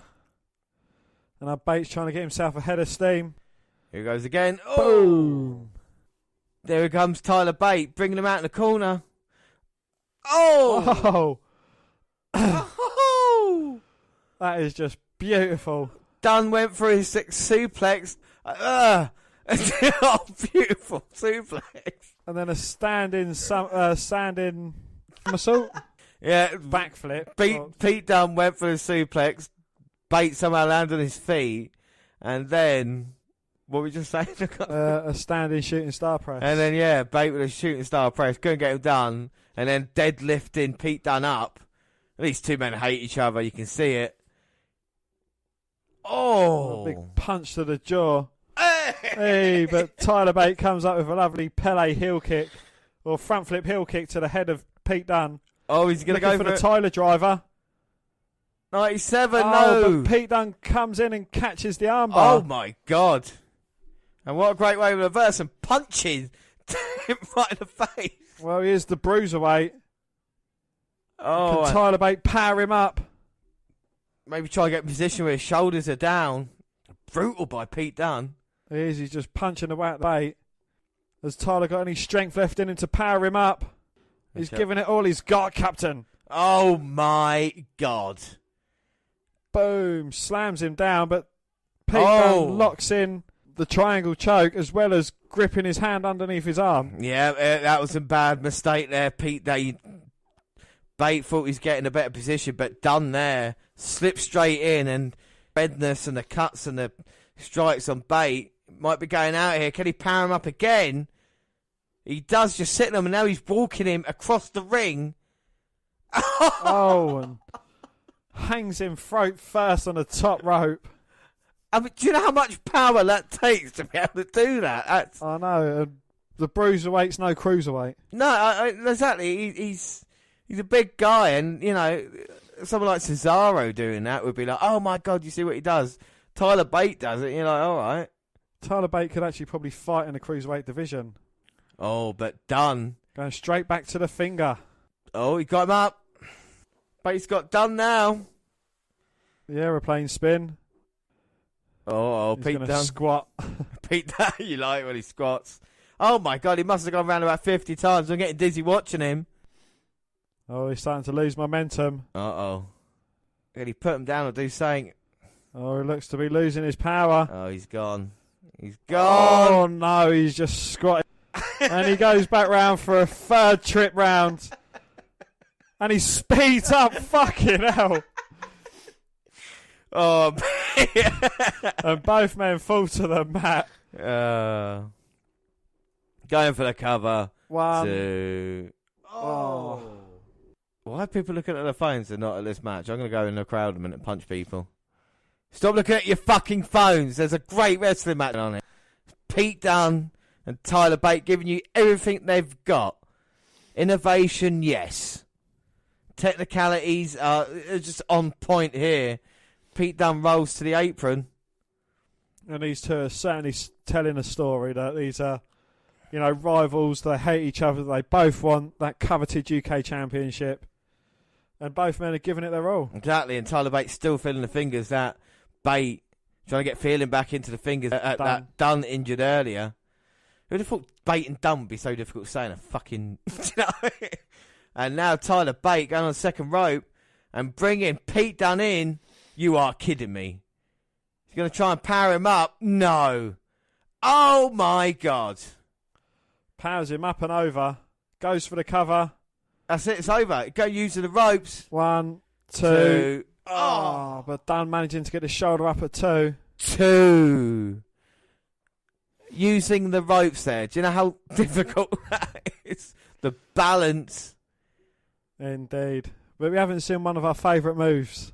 No, it's the thing. The match it's heating up, isn't it? Slowly. Look, one big move there, and now interlocked in each other, and this might be helping Dan out. Look at those kicks to the face. But it's the same point every time. Away at the ear. Yeah, it's that same point where the blood's coming from like a shark. But that fired Tyler Bate up last time. It looks like it's fired him up this time because he's responding in kind with the boots to the face. And he's just stomping away on Pete Dunne's head. Is it me or the cut's really crazy? Tyler Bate really strong, but Dunne's got him. Oh! The bitter end. To... Yes! But Tyler Bate managing to kick out. It's not the bitter end for Tyler Bate. The finisher couldn't get the job done. What is it going to take to keep Tyler down? And Pete Dunne not happy. Look at that. Look at this. Disgusted at him. Is he going to try to hit his finisher again? No. Bate moving Dunne out the way. Oh. Dunne running the ropes, doing a backflip over the head of Tyler Bate. Yes! That is incredible. And he bounced off the top rope, head one side, shoulders the other, and then turns Pete Dunne inside out of a lovely clothesline. But Dunne there, impressive clothesline himself, and he just turned Bate inside out, and people are... what the fuck is that cunt doing there with that beard? I'm going to punch him in the face in a minute. It is incredible here. Bate and Dunne. Well, that was fantastic to begin with, Bate. And then Dunne rolled fucking around. And then both men turning each other inside out of a clothesline. Now they're both on their knees. Trading lefts and rights to the jaw. Wow. Making their way to their feet. This is slobber knocker. This is fucking incredible. Well, who's going to win? Dunne is losing energy. So is Bate. No. Right hand by Dunne. Bate ducked one, delivered a big right of his own, hurt his wrist with the power of that punch. He can't take advantage like Dunne. Might have broken his jaw. Even at this point, I have no idea which way this match is going to go. It's quite incredible, at least two here. It's just a shame they didn't get a chance at a bigger stage, NXT TakeOver. But we're here now, we have to deal with it, both men on the apron. Was Pete Dunne trying to use Bate's trick on him? But I think Bate countered it and just smacked him in the jaw anyway. Oh! And a rolling back heel from Bate to Dunne knocks him down, rolls him back in the ring to try and finish this match. Well, Tyler Bate wants to become the only two-time UK champion. And he might do now. Dunne scrambling to get away. No, he needs to protect himself. But Bate looks focused now. And Bate, fully focused on. Going all the way His eyes haven't moved from Pete Dunne. Off the top! Oh my days. Gets caught with a big right hand. Suplex into the set out. And Bate managing to kick out. And I have no idea how he done that, and nor does Pete Dunne. Pete Dunne, just like, what is it going to take? I've hit him with my best move, and the fucker keeps kicking out. He does indeed.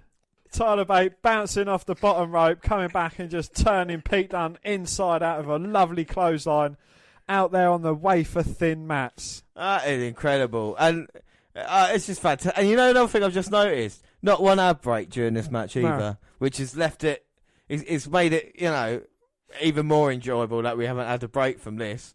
And Tyler Bate. But they don't slow the momentum down for long, They don't sit and work a rest hold for about 5 minutes. Pete Dunne had Bate in the side headlock, and he was already out. Don't get the count out. Oh no, Bate's trying to stop this now. Flies over the top rope, takes out Dunne. And now he's got momentum on his side. Throws him back in the rest. Over and done with now. Are we going to see the Tyler driver? No. 1, 2. Oh my days. And Dunne kicking out. The move that helped win Tyler Bate the UK title has not helped him here. I don't know how he got his shoulder up. I really don't know. Both men are giving each other their best shot. And maybe they are just equal. Maybe for the first time in wrestling, it's just two guys. You can't separate them. I'd love to see a 60-minute Iron Man match between these two. Oh, that would be fucking mental, Dad. Don't put thoughts like that in my head when that would just be the greatest thing of all time. Tyler Bate to the top. Oh my days. Corkscrew to the back of Pete Dunne. But Dunne still managed. Why aren't these people in absolute fucking awe at ringside? I know. They are starting to piss me off. Why has we got my nerves? Why aren't they up saying, I can't believe what is going on here? But there's probably a match of the year contender in the first fucking NXT of the year. Mental. First And NXT. he's like, oh, they're not American, so I don't give a fuck.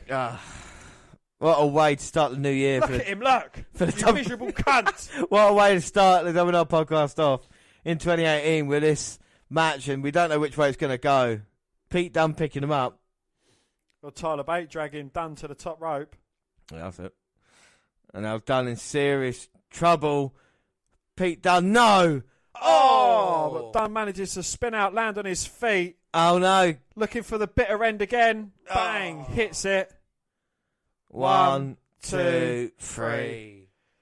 Fuck. And an absolutely fucking brilliant match, and all these unappreciative cunts in the NXT crowd have fucking wound me up, because they put it all on the line. But yet they go and cheer for someone like Adam fucking Cole. Yeah, I know.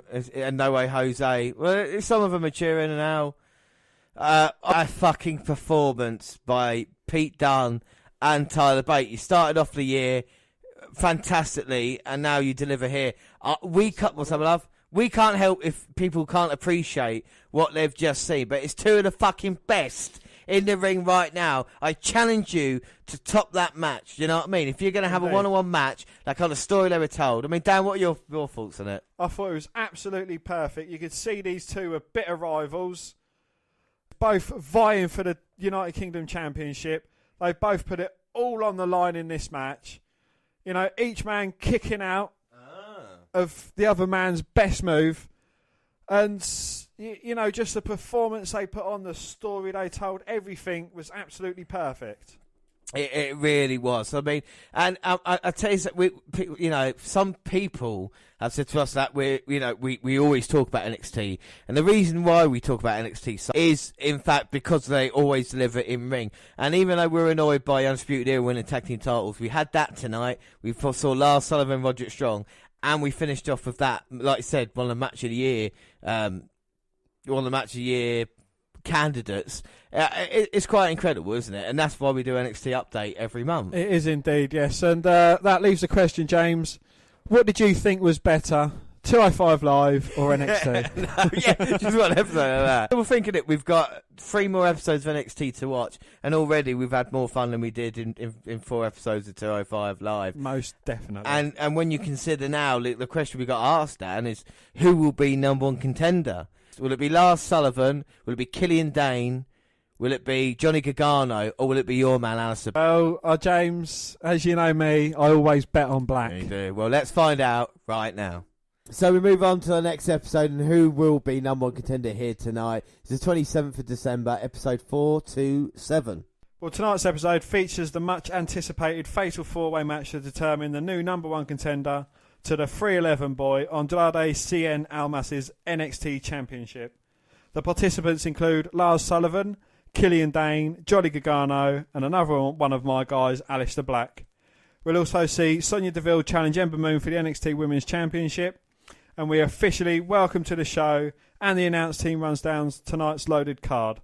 So let's go straight to the ring with the Street Profits versus Chris Starr and Riley. Yeah, with Riley Apex. And he's rocking a nice moustache, Apex. Now collar and elbow tie-up. Ford's got him in the side headlock. Apex pushes him off. Oh, lovely little flip over there. And Ford now leapfrog. Another leapfrog. Shoulder block. Picks him up, slams him down. Angelo Dawkins comes into the ring. Oh, both these men with a unique handshake. Didn't the double team move, though. Oh! He does look like JBL, actually. Yep. Young JBL, Chris Starr comes in. Gets taken out. Bang! A lovely spinning lariat there. Is that Montez in the ring? Angelo Dawkins. Oh, Dawkins with a lovely pop-up spine buster. Looking to tag in Montez Ford. Ford now off the top. He's got the gold boots, but can he fly? Oh, my. Height on that frog splash. And he pins JBL Jr. My God, Dan, what do you think of the match? It was over quicker than it started, wasn't it? Yeah, I know. That's why it's harmless. You know, that's why I like matches like that. Before you can have a problem with it, it is over and done with. JBL got hit with a frog splash from hell. He did. 1-2 party time. So the winners, Street Profits, and after the match they go in the crowd and start a little sermon. They run down the other teams in the division and say 2018 will be the year they conquer after they came and saw in 2017. So they say they came, they saw, they conquered. So we move on to the next. Or in Val Venus's way, they came, they saw, and they came again. So it is the NXT Women's Championship on the line next. It's Ember Moon versus Sonya Deville. Well, it's interesting that it seemed they overdubbed the entrances rather than doing the spotlight treatment in the ring. Deville with back control early on with a go behind. She looks for her leg submission, but Moon, quick to recognise and scoot out of the way. Toss is reversed by Moon and hits an arm drag on the challenger. Both women well scouted and evades the other's strikes. Deville hits the ropes. Moon follows and throws Deville off her timing and hits a single leg drop kick. Deville heads out to recuperate. Moon heads off the apron and hits a cannonball to maintain the control as we go to the break. Back from the break and Deville's taken over, knocks Ember Moon down, goes for the pin, but Ember kicks out. And Sonya Deville double timing at the moment, isn't she? She's part of the Absolution. Who would have thought the impact she would have had on Raw? Oh, picks her up, big bear hug, sounds of doubt. I mean, what are your thoughts? We know you love Ember Moon, but Sonya Deville, did she give you a thrill? Well, if she doesn't pin her, nobody will. I don't know. I've never really been. I think since Ken Shamrock, I've not really been a fan of the UFC style fighters in WWE. Right. Yeah. Shamrock was the last wrestler to capture my UFC style thing. But he adapted as well, because he was hitting Hurricane Runners and stuff like this, wasn't he? Rather than the kind of. Whereas these, they came out dressed like a UFC fighter. They've got these, UFC garments on as well. I think they're trying to be too like UFC, and I don't think it works in WWE because 90% of UFC strikes aren't allowed in WWE. No, yeah, I completely agree with you there. It's like Sonya, not Sonya, that's her name. Shayna Bazsler's coming to NXT, and how good she is. That kind of gimmick is good, but when you've got too many of them, then it takes it away from being special. I know. Legitimate fighters like Shayna Bazsler, then we've got Ronda Rousey coming. She's obviously going to have the same kind of setup. Ember Moon's got a hard hitting style, as we see now, making the comeback with the kicks that she's got. Kicks to the chest and the kicks to the head, but it still has, like, of course, the Eclipse is the best finishing hold in WWE. I'll maybe say, it's arguably the best. Arguably, you could, but still. And now Ember Moon's going to try and run into the corner, but Deville puts a leg up. Oh, and Deville drives Ember Moon down. Might have a new women's champion. 1, 2. Oh. No. But how would she go back to being on the Riot Squad? How would she go back to being on Absolution? Yes, with the NXT Women's title. It would be difficult, but maybe she could. You never know. If she's that tough, Deville, and she looks at the moment, she's got Ember Moon down. Of course, Ember Moon finally winning the NXT Women's title. That takeover dodges the kick of Deville. Oh, but blocks Moon strikes. I mean, that UFC training comes in. Oh, she's in Absolution. And a beautiful low springboard by Ember Moon. Drop kicking Deville over the other side of the ring. Huge clothesline by Moon. Rolls her out. Is she trying to help her to her feet? Is she going to go up to finish her off with the most beautiful move in WWE today? Well, here comes Ember. With a big roar from the top. Bang! Hits the Eclipse. 1, 2, 3. Yeah. Well, not Ember Moon there. Beautiful Eclipse. Dan, what do you think of the match? I thought it was quite a good match. Yeah, it was well worked between the two. I do see part of of why she's got they've got the UFC styles. I know there's going to be too many of them after a while, but it is good on their blocks and their strikes, and that it does change things up a bit. But I think too many can overpower things. Yeah. No. But the match it was good in its whole, and it's good to see Ember Moon hitting the Eclipse as well. Yeah, it's always great watching Ember Moon hitting the Eclipse, and now she's NXT Women's Champion. She will have tough challenges. I think Deville did well. Now she can go off to the main roster, like we say. But there she is. There's Sane. the Pirate Princess. Yeah, Pirate Princess is out here. Oh, and she's looking at that title through a telescope. Well, she's a princess, isn't she? Pirate. She's got the eye on the NXT Women's title. And what a match this will be by the winner of the Mae Young Classic and Ember Moon. Doing the classic belt emblem, as no one ever wears the belt round their waist. No one ever wears the belt round their waist anymore anyway. He's for you to say. And Ember Moon holds up that title and saying this is what's going to do it. The insane elbow. The insane elbow against the Eclipse. Oh my God! Shayna Bazsler is coming out here, she's choking out, can't be sane. After Sane beat her in the finals of the Mae Young Classics. Sane's tapping out, but it's not a match, so it doesn't matter. Will Ember Moon come to her rescue? Well, Moon must be as shocked as we all are. Bazler's got Sane. Sane's out. Well, three referees coming out here, and Bazler there sending a message to Kairi Sane.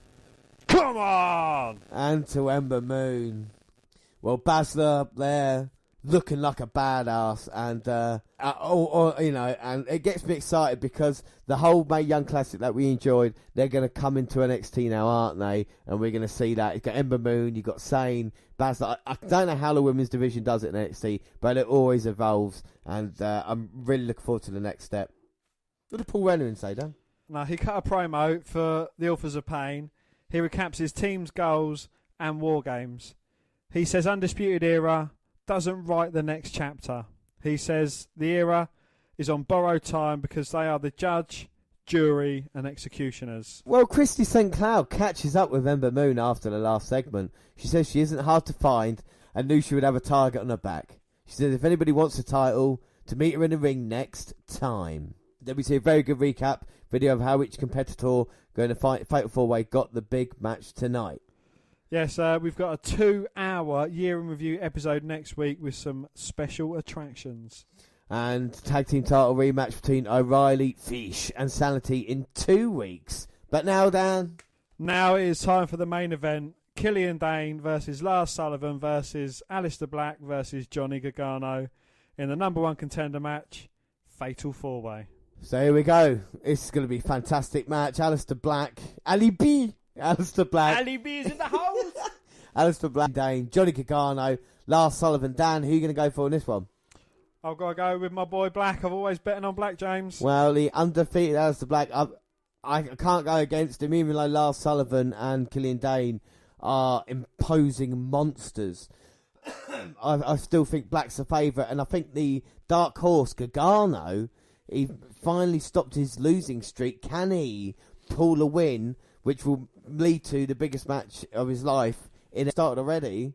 Lars Sullivan throws Gargano across the ring, and it's Dane and Black. Aliester Black kicking Dane. Big knee to the jaw of Sullivan. He's not backing down for either men, is he? He's not backing down, no. He's not. Kick to the head of Killian Dane. And Aliester Black's going to go flying. Oh, but Sullivan moves out of the way. And Black springboards off the middle rope and just sits in the ring. Well, Aliester Black there. Look at Lars Sullivan. He's not happy. But Killian Dane pushes Black to the outside. Black on the apron now. And Lars Sullivan gets hold of the leg. Oh, but a springboard gets caught by Sullivan. Manages the backslide, but doesn't get enough of it. And he gets his head bounced off the mat. Oh, and now Gargano there. Going to attack Sullivan. And Lars catches... Another guy catches Gargano. Oh, please don't tell me Killian Dane's going to go flying. Here comes Dane. Shit! And Sullivan doesn't catch him. Jesus. My God. And the reaction there, well, in NXT, big men can fly. See, it's moments like that. That was just brilliant. Well, we're back from the break. Well, not still. A long break. No, Mr. Eagle. Oh, we're back from the break and Dane trying to pin Gargano, but Gargano kicks out. Now Lars Sullivan. Putting Dane out of the ring and just ramming him into that ring edge. And I think they're all targeting Johnny Gargano as the weak link and they're just eliminating everyone else from the match that they can and just trying to take out Gargano. I think that's the best strategy, and Lars squashes Gargano in the corner, goes for the pin, but Gargano gets shoulder up at 2. Dane back up and he pulls Lars Sullivan out. And Dane is a great athlete for such a big man, but gets thrown. Yeah, Sullivan reverses the Irish whip. throws Dane into the ring steps, and now Aliester Black's kicking the chest of Sullivan, and this match is going all the way up the ramp. Well, we have to have a winner here, so no disqualification. Oh! And Sullivan throws Black off the stage, but Gargano comes flying in with a big forearm of his own. I think he's going to regret that, and he pretty much immediately does. Uh-oh. As he gets a knee to the midsection from Sullivan, and he throws him up onto his shoulder and just throws him into Aliester Black, who's like recuperating next to the entranceway ramp. Oh my God, Lars Sullivan is a freak of nature. Like I said, picking up Gargano with ease and just throwing him off the side. No care at all. I mean, it must have fallen at least 15 feet there, Dan. Yeah, and now Sullivan's arranging some furniture. Well, the announce table comes into play and the commentators, Nigel McGuinness, running off. Oh, Gargano in trouble now. Sullivan picking up Johnny Wrestling, looking for a powerbomb, but Gargano holds on to the staging. Well, that's one way of escaping. Kicks Sullivan, comes in with a big knee. Oh, another kick to the face. Sullivan. Oh, a super kick there. Knocks Sullivan onto the announce table. No. Oh, Killian Dane comes running in and just slams Sullivan. Oh, my days. Oh, my God. Dane off the stage through the table. Gargano managing to get out of the way just in time there. I don't know where Aliester Black's gone. Oh, We've got some blood. Look at the mark up Lars Sullivan. Yeah, like I said, Gargano. Can't believe what he just saw. Dane just doesn't care. Oh, that man flew though. I think he damaged. It was from Dane's elbow. Yeah. Well, Dane knew he was going to make it. Oh my God, yeah. Well, I think Lars Sullivan is out of the match for the moment. And it looks like Dane is as well, and it's just going to be Black versus Wrestling. Well, I tell you what, I pick Black here, but Gargano is. We know how tough Johnny is, and the fans loving it. This is the reaction you should get for two guys. Dual chance now. Come on, Alister. Runs into a big elbow from Johnny Gargano, but then sidesteps him, throws him to the outside. Gargano lands on the apron. A lovely step up Inseguri, knocking Black back. Oh! But as he tries to springboard his way into the ring, he gets caught with a knee. Black goes for the quick cover. Oh, but Johnny Gargano managing to kick. And Johnny now has not been in the ring with someone of Alister Black's level for a long time. Like we say, Gargano been through a big losing streak and now finally trying to pull it out to go against Alister Black, a man undefeated in NXT. Oh, and just the swift moves of Alister Black. I mean, he is great in the ring. Jumps over Johnny Gargano, looks for the leg sweep. Gargano jumps over the top, catches Alister Black with a lovely super kick to the jaw. And now he's going to run towards... Oh, my... Days takes him down, and Johnny Wrestling. Oh, the Gargano escape. Can this be the only thing that defeats the undefeated Alister Black? Oh. But no. A running senton from Killian Dane breaks up that manoeuvre. Oh, and now his skirt's falling off, but he doesn't care. He's there to put a hurting on Alister Black, picks him up. Oh. Wastelands. Oh. And a standing senton. And the man Gargano managing to break up the pin attempt rather stupidly, because the look on that Killian Dane's face says it's he's going to make him pay. He put himself in harm's way. Powerbombs Gargano down. A big elbow there. 1, 2. Oh, but Black breaks up that pinfall attempt. I tell you what, we're not. Whew. Not bad. The match hasn't stopped yet. It hasn't slowed down. And Dane now is going to try and put Alister Black away on that top rope. That's why I love NXT main events for. That's why, Brilliant. Yeah. Anyway, Alister Black to the top. By that bloody elbow of Killian Dane, and now both men are going up top. This can only end badly. Oh my God! Well, a man of Dane's weight. Oh, but Black slides through. No, he can't get him though, can he? Dane's holding on. Power him down. He needs some assistance from a Johnny Wrestling type guy. No, he's holding on. Here comes Johnny. Here's Johnny. Both men powerbomb Dane down. Oh dear, Lars Sullivan's starting to recover by the announce table, and he looks pissed off. Well, he's just woken up, and it looks like a hurricane has run through that part of the NXT arena. Somehow Stein's monster rising from a fiery house. Lars Sullivan's making his way back, and the three men are down in the ring. And Sullivan is up to his feet. gingerly making his way to the ring. And now he's back in. Black and Gargano realise it. Oh, yeah, they both try to take him out, but he pushes them both off. Shoulder barges for each of them. But with a bit of assistance from Aliester Black. Oh, both men goes for a double clothesline. But he just runs right through their hands and takes them both out like a complete machine. And he throws Black to the outside. And now he's looking around, and Sullivan looks like a man on a mission. Everyone else is down. Oh, a big power slam. 1, 2. But Killian Dane manages to break it up. And now Dane and Sullivan looking at each other. The two big men. He's saying, look at your arm, that's what you fucking did to me. Oh no, he's picking up Johnny Gargano. He's just assisting him out of the ring. Oh, and now it's going to be the two big men. Right, big man. Well, in this one, I'm not sure. I mean, Dane is a monster, so I'm not going against him. But I think Sullivan would probably... yeah. There we go, both men now. It's a slugfest. It ain't pretty. But bowling shoe ugly. It is, and probably smells that way as well. Dane was winning, but clotheslined by Lars Sullivan. Irish whip attempt. Throws Dane into the corner, but Dane just bounces out with a clothesline of his own. Dane. Both these men are at a bit of a stalemate now. I don't think one can topple the other. The immovable fort. The unstoppable force meeting the unmovable object. It's King Kong versus Godzilla here in NXT. And the ring may break before we find out who's the better man. Both men with clubbing blows hitting each other at the same time. Aliester Black with big kicks to the chest. A brave man to get involved in that. And he's winning it at the moment. He is indeed. Oh, look at that brilliant combination from Aliester Black. Takes out Dane. So dangerous. Turns as a Sullivan. Oh. Lovely spinning heel kick. Takes out Sullivan. Springboard moonsault. Beautiful. Dane's up. Dane's down. Big kick to Dane's head. A big running boot to Sullivan. And now Aliester Black calling for it. The black mass kick. Oh, pow! Nearly knocks Sullivan's head off. Sullivan what out. The fuck? These pair of cunts. Excuse my language. What the f*** doing out here?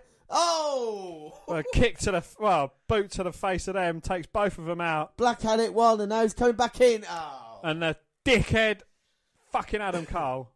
But Black, looks for a big knee, injures himself in the process by hitting the side of the ring.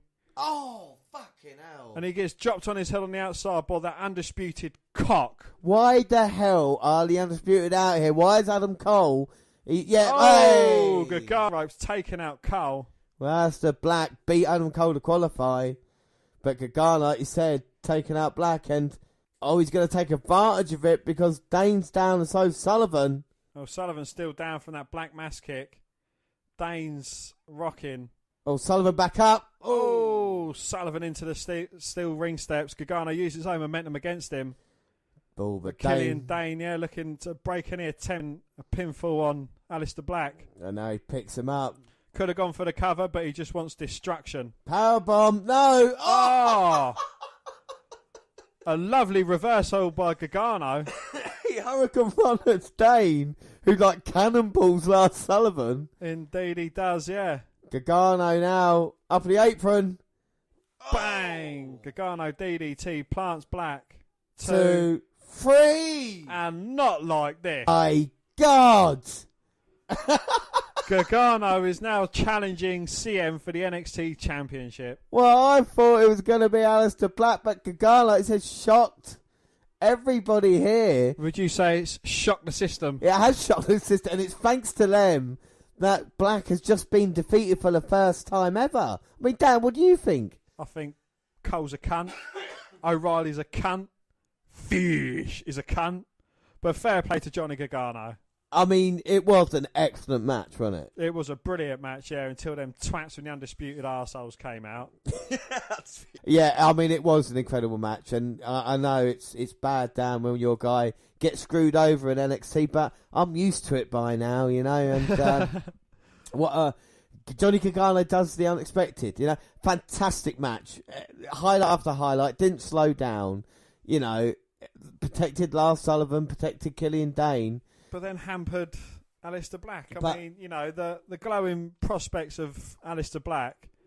I know, you know, it's like he has been screwed over, and it has started like a feud between the Undisputed Era and Aliester Black, which Aliester Black, if he doesn't win it, I'm going to stop watching NXT. Well, look, this is the thing, though, because I thought they were going to feud over the NXT title, but obviously not. They're going to be Gargano, CN, and then, Adam Cole and Black, so I'm surprised they did it as early. It might indicate that maybe Aliester Black is going to be called up the night after Mania if Cole was to beat. Do you know what I mean? Because I thought Aliester Black was going to be NXT champion, but maybe not. Now it gives questions as well as answering some, you know. So I think it's still good storytelling. It was a great match. Yeah, but you know, in a way, I am kind of glad that he's not like one of these wrestlers that have to be constantly protected. I know it took a screwy finish for him to get the pinfall victory against him.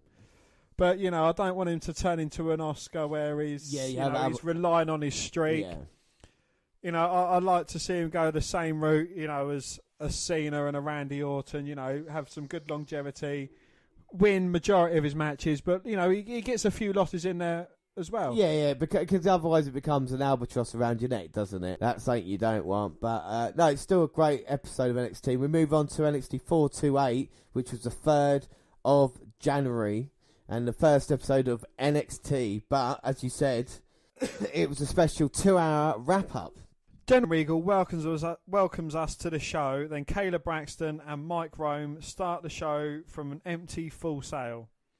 They promise breaking news about the year-end awards, not our ones, which will be handed out Royal Rumble weekend later on, and tease the house show title match refereed by Shawn Michaels before War Games, featuring defending against Adam Cole. They start the year in review with Bobby Roode's NXT title. Let me. They start the year in review with Bobby Roode's NXT title win in January when he beat Shinsuke Nakamura. No one was giving him a chance here, and Bobby Roode did the unthinkable and beat Nakamura in my favourite event of the year, you know.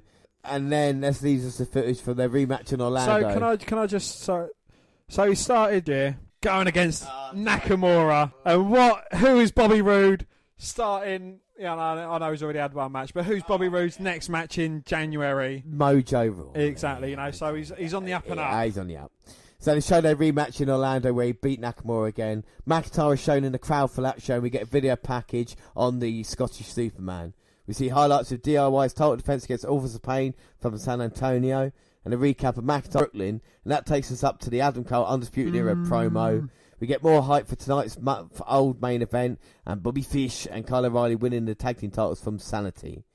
Tag teams to watch in 2018 videos include Street Profits, Sabatelli and Moss, Heavy Machinery, and a turn of TM61. Wow. Yeah, we're back in 2 weeks. Yes, we get a recap of the awesome Aliester Black Velveteen Dream feud, and a video from their San Antonio match. And to McIntyre versus Andrade, 311 boy, CN Almas at TakeOver San Antonio is summarised before Drew's house show defence against Cole with HBK as referee is shown. So let's watch the end of this then. This is the house show. And we were wondering where it's going to be on video. And they're just showing the highlights now. They've showed the episode, the other matches on this house show, the next NXT after TakeOver. So we're just wrapping it all up really, because the referee and Drew McIntyre at this point, NXT champion. I'm going to cry. Adam Cole in this match going for the sweet chin music on Drew McIntyre, mocking Michaels. But McIntyre kick to the future shock DDT. One, two. But Cole managing to kick out. McIntyre can't believe it. Cole just hit Michaels with a super kick. No one in the crowd expected that, including the man wearing the Macho Man t-shirt. Claymore kick, but referee's not there to count it. Oh no. And we're waiting for another referee. Michaels finally getting up. Just about. Come on, Michaels. 1, 2. And O'Reilly and Fish pulling Michaels out of the ring. Now going in there, beating up Drew McIntyre. The fans at the moment must be thinking we're going to see a new champion in a minute. And look at this assault. This is disgusting. This is what the Undisputed Era is all about, isn't it? The numbers game. Screwing the decent wrestlers out of chances. Yeah, I know. It is fucking annoys me.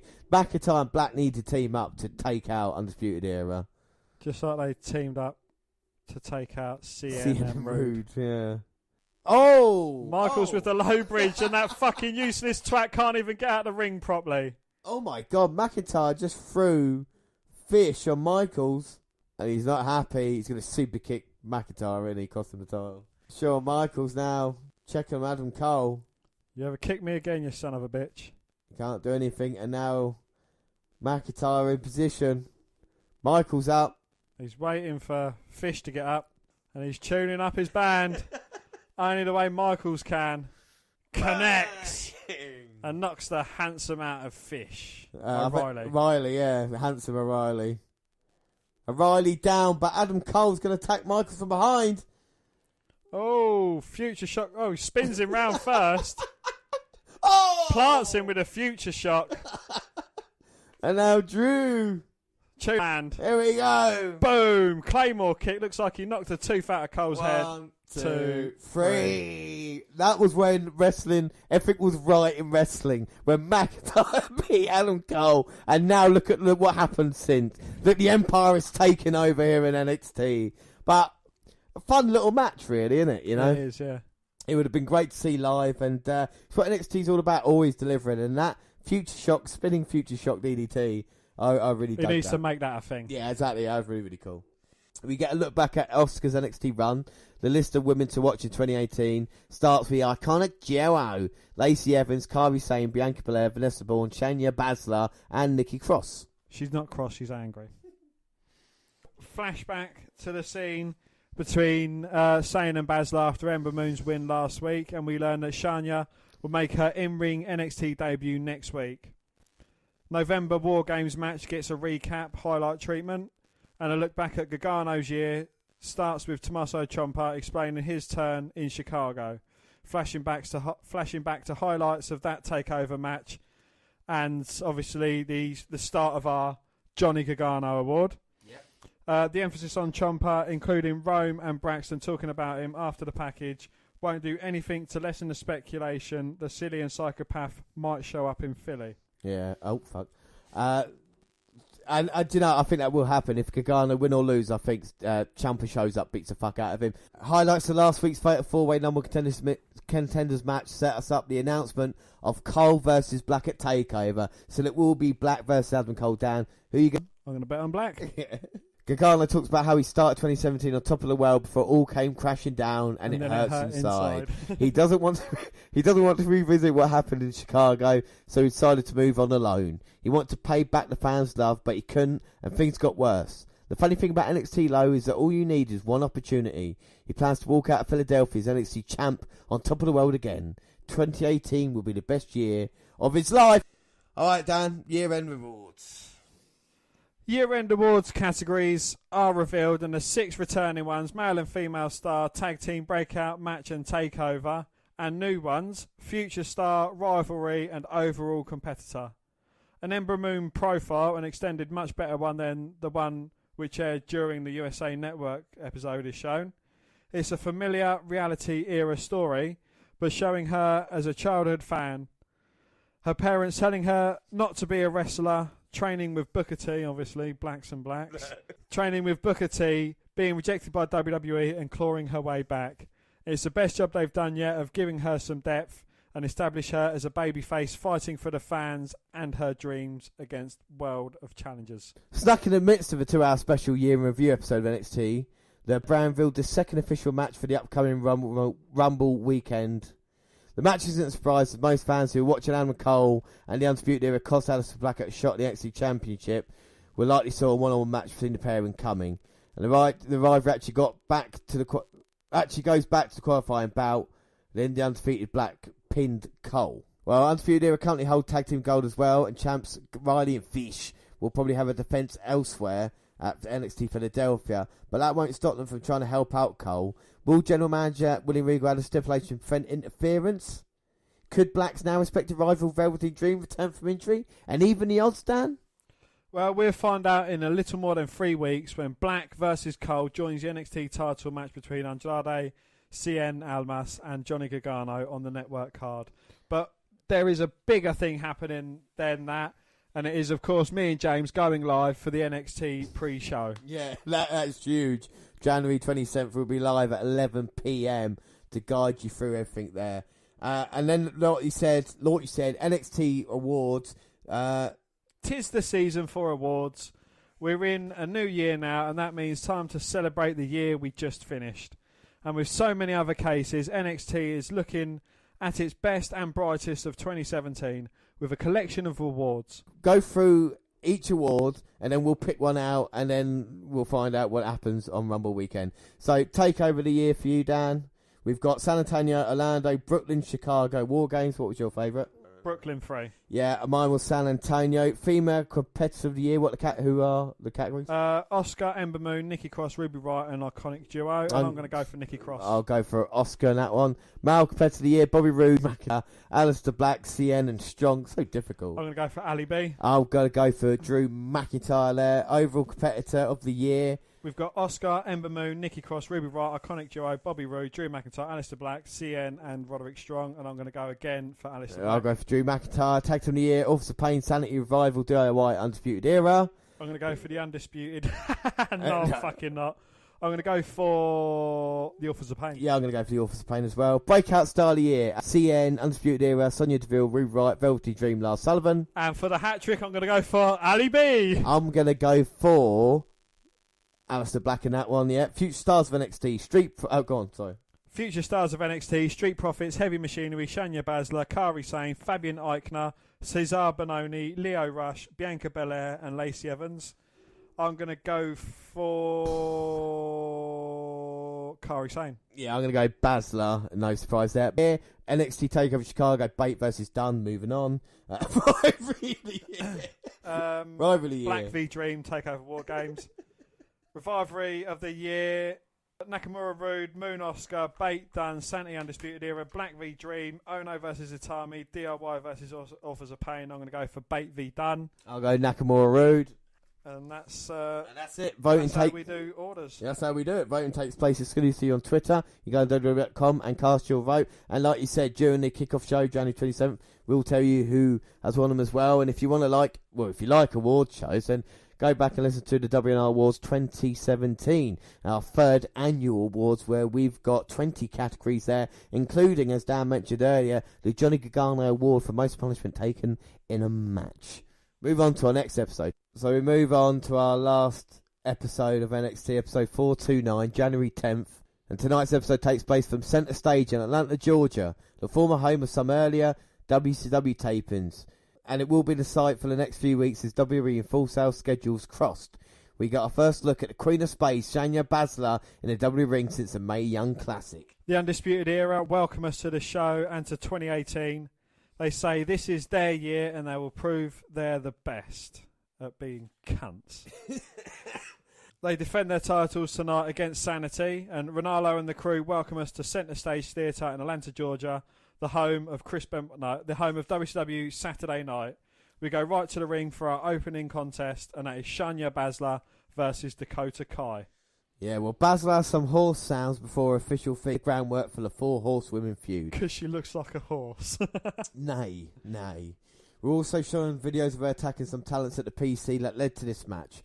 Both ladies were well received by the crowd. However, the Shania is going to kill you chant quickly fills centre stage. And I do believe Bazsler will, of course, I guess she's a Rollins girl. She's a Rollins guy. You know what I mean? Like, she is one of my picks. So I got to go with her. Bazsler here. Hopefully, the Queen of Space can impress here tonight. I mean, we saw at the Performance Centre that someone says, I'll teach you how to put a submission on. And then she holds it on too tight and they have to try and, get her off her. She's vicious. And we talk about that kind of MMA style. Bazsler is the real deal, And she's going after Dakota Kai, who was quite successful in the Mae Young Classic, weren't she, Yeah. And she gets her in an armbar, and it doesn't look like Kai's got anywhere to go. No, she's in a lot of trouble now, playing around with her hand. Can manipulate the joints. We saw this in the kind of UK title match, didn't we, with Bate and Dunn. Yeah. The arm ringer there. And she seems to be smirking. She hasn't got a cigarette in her gob, James. She just got a grin on her face. Oh. As she kicks Kai straight in the tit. Right in the chest there. And that is the impact for you. And Bazsler just standing on the hand of Kai. She's totally absorbing this heel persona. As she stamps on the elbow of Kai. And the referee and she's just snapped the arm. And the referee's had the call for the bell. And Bazsler wins here impressively. And I think Kai's arm's seriously injured. Look at the state of it. It's twisted and distorted in a manner that I'm not used to seeing. And it must make you feel a bit uneasy. It does a bit, yeah. And as trainers come out and try and look at what's up with Dakota Kai. Well, this replay, difficult to watch. And oh my God, you can see it there. Oh, fuck. And Bazsler now. Oh, come on. She's locked in a chokehold, locked in a coquina clutch. And to add insult to injury, she's going to choke out the Mae Young Classic competitor. Who's probably broke her arm and now being choked out. And Bazsler showing her mental side. And she's definitely going to be one to watch. 2018. Oh, here comes Ember Moon, though. Oh, and Ember wants some, no. He's just checking on Kai. And Bazler's just standing there laughing at Ember Moon. And she's smiling over her handiwork. Well, Bazler's not really broken a sweat in Ember. And a face off, eh? The referee's going to try and get in the way. It might not work for Bazler, Ember Moon. Oh no, Bazler getting out of the way. She knows her time. She knows to pick her time. Right, so we move on. Backstage promo with Authors of Pain and Paul Ellering saying they want their titles back and whoever has them will suffer. And then we're shown a recap of Bazler possibly breaking Kai's arm. And Chrissy St. Cloud attempts to interview her after the encounter, but Mr. Regal intercepts, saying he's been in this business for years and can see right through any game she's playing. People from behind will not get her a title shot. Oh, so Regal there showing his authority. And we're moving on to the next match, which is Cassius Ohno versus Raul Mendoza. Of course, Mendoza was in the CWC tournament as well. Crowd loved them, some Cassius. They show a bit of sportsmanship with a handshake as the bell rings. Ah, a lovely bit of handshake. Lovely bit of handshake, lovely bit of sportsmanship. It was a cupped handshake as well. Yeah, I know. Ohno, of course, the veteran of NXT, going against Mendoza. We've seen bits and pieces of. Goes for the goal behind on Ohno. But he's a much bigger competitor. I'm not saying, oh, look. Oh, yeah, there we go. Ohno standing up with Mendoza. Well, Mendoza looking to get a side headlock in, but Cassius Ohno standing up and lifting him up. But a sunset flip by Mendoza only gets a 2 count. And Ohno looking for a pinfall of his own, and both men are just rolling through. And it goes to a bit of a stalemate. There we go, that's nice. And Ohno brings down Mendoza. Don't go for the cover though. Throws Mendoza into the turnbuckle. But he springboards over the top and then puts a shoulder into the midsection of Ohno. Oh my word. Looks like Ohno was going to throw Mendoza down, but he turned it to Hurricane Runner. And now Mendoza rolls up Ohno for a quick pinfall, but only gets a 1 count this time. Ohno up, but gets caught with the kicks. Oh, looks like the yes kicks. Well, C kicks with Mendoza. See what I did there. He catches the third attempt, flips him over, and Mendoza lands on his stomach, and then gets caught with a big Cassius kick. I do like Cassius Ohno, and of course I've only been close as you are now to me, Dan. Is sure he respects Raul, but he wants to win. And now Cassius, oh my God, putting him up. Well, at the moment, he's got him in like a tarantula. He's wearing him like a backpack. It's like a gory special. But Mendoza fighting out. Managing to sit upright and rolls Ohno through for a pinfall attempt. 1, 2. Oh, but Ohno managing to power out. And now Ohno saying enough of that. Grabs Mendoza's leg. Flips him backwards over and just rams his knee into the mat. Standing senton and just flattens the much smaller competitor. Now this is over. 1, 2. Mendoza managing to kick out. And now Ohno going to put Mendoza down by picking him up. No. Oh, Mendoza lands on his feet and turns it into an arm drag takedown. Raul managing to fight back. But I think they've just angered the giant Cassius. He responds with a chop, an Irish whip to the corner.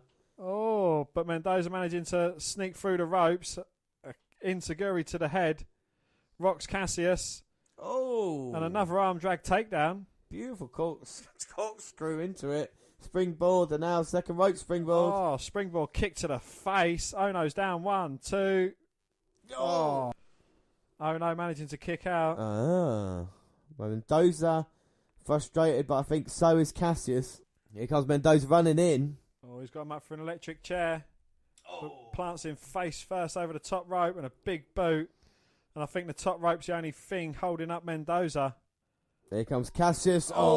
Big elbow to the back of the head, and that must have knocked him clean out. 1, 2, 3. Well, not real surprise if you look at it on paper. Ono beat Mendoza, but a far more competitive match than even thought I would think. Yes. Dan, what do you think of the match? Yeah, it was a good match. You know, we both knew it was only going to go one way, but where credit's due to Mendoza, who managed to put up a fight, even though he's seeing little birds floating around his head at the moment out by the elbow from Cassius Ono. But it's good to see Cassius getting a little winning streak under the way after he's had a bit of a disastrous 2017. Yeah, without a doubt. I think he's had some good matches, but you know he's hardly been on the winning end, and James blinds me with the lights. Yeah, I think Ono, like I said, losing to Gargano for that chance to be in the Fatal 4-Way has affected him. Hopefully 2018 can be better, but it's still it's a workhorse to have around, isn't he? You know? It does, yeah. Well, Zelina Vega speaks to the media. She says she and Almas are more on the same page than ever and will display that in Philly.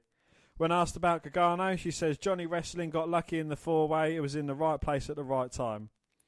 When asked about strategy, the wily manager says she didn't get here by revealing her secrets.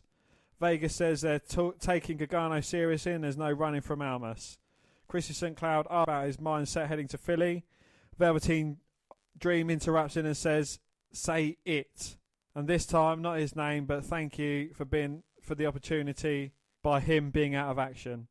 Dream says Gargano got lucky by beating a guy in Ono, since he doesn't look like a superstar, and that he could have easily beaten Ono. Dream says Gargano doesn't deserve his spot. Looks like we're getting a match possibly for the title. Oh, so Velveteen Dream is back. It wasn't a major injury. Major injury. And he fights, hopefully, Gargano soon. Then we see the Street Profits backstage messing around with people looking to step their gold game up. They pop into Mr. Eagle's office. I love the way they just pop in. Pop into my office. Mr. Eagle's office looking for a title shot. Not in there. Where could it be? What about the cupboard? No. Not yet, but they get Officer Payne next week instead. Oh, they wanted a title shot, and then they get him. Yeah. Well, they're down for it as they get Regal to hit a little move on the way out, and Regal always does it. And now it's Lio Rush versus Lars Sullivan, and we've been talking about Lio Rush, you know, the tweet with Emma, being a little bit of trouble. And I think he's in even bigger trouble now. And a collective gasp when Lars was revealed as Leo's opponent, priceless. Oh, hang on. So, here we go. So, yeah, Lio Rush is out here and see how he does against Lars Sullivan. We just don't know. He could have success in the little man versus the big one. Aye, big man. Lio Rush dodging out the way there. Well, he got caught by Lars Sullivan and now he's dodging out the way.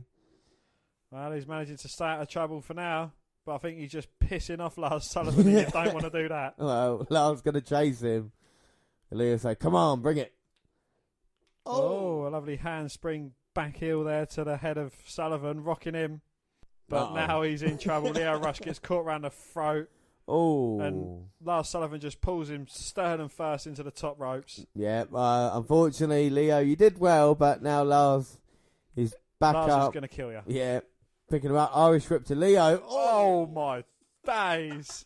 He got all of that Irish whip into the corner. Looked like he was thrown out of a moving auto vehicle. Oh! But Lio Rush, still staying in it, jumps over Lars Sullivan as he charges in with a shoulder barge to him in the corner. Well, fair play to Lio. But Sullivan recovers quickly, and I think he's even more pissed off than he was before. And now Lars going to run towards Lio, but oh! Rush again sidesteps. Lars Sullivan hits nothing but the ring post, and it looks like he's dented it with his big colossal shoulders. Look at the size. I will never stop saying it, of Lars Sullivan's head. Rush now. Running the ropes, but gets turned inside out with a corkscrew backflip there from the clothesline. Picked him up. Freak accident. And slam. Fucking hell. Go for the cover. One, 2, 3.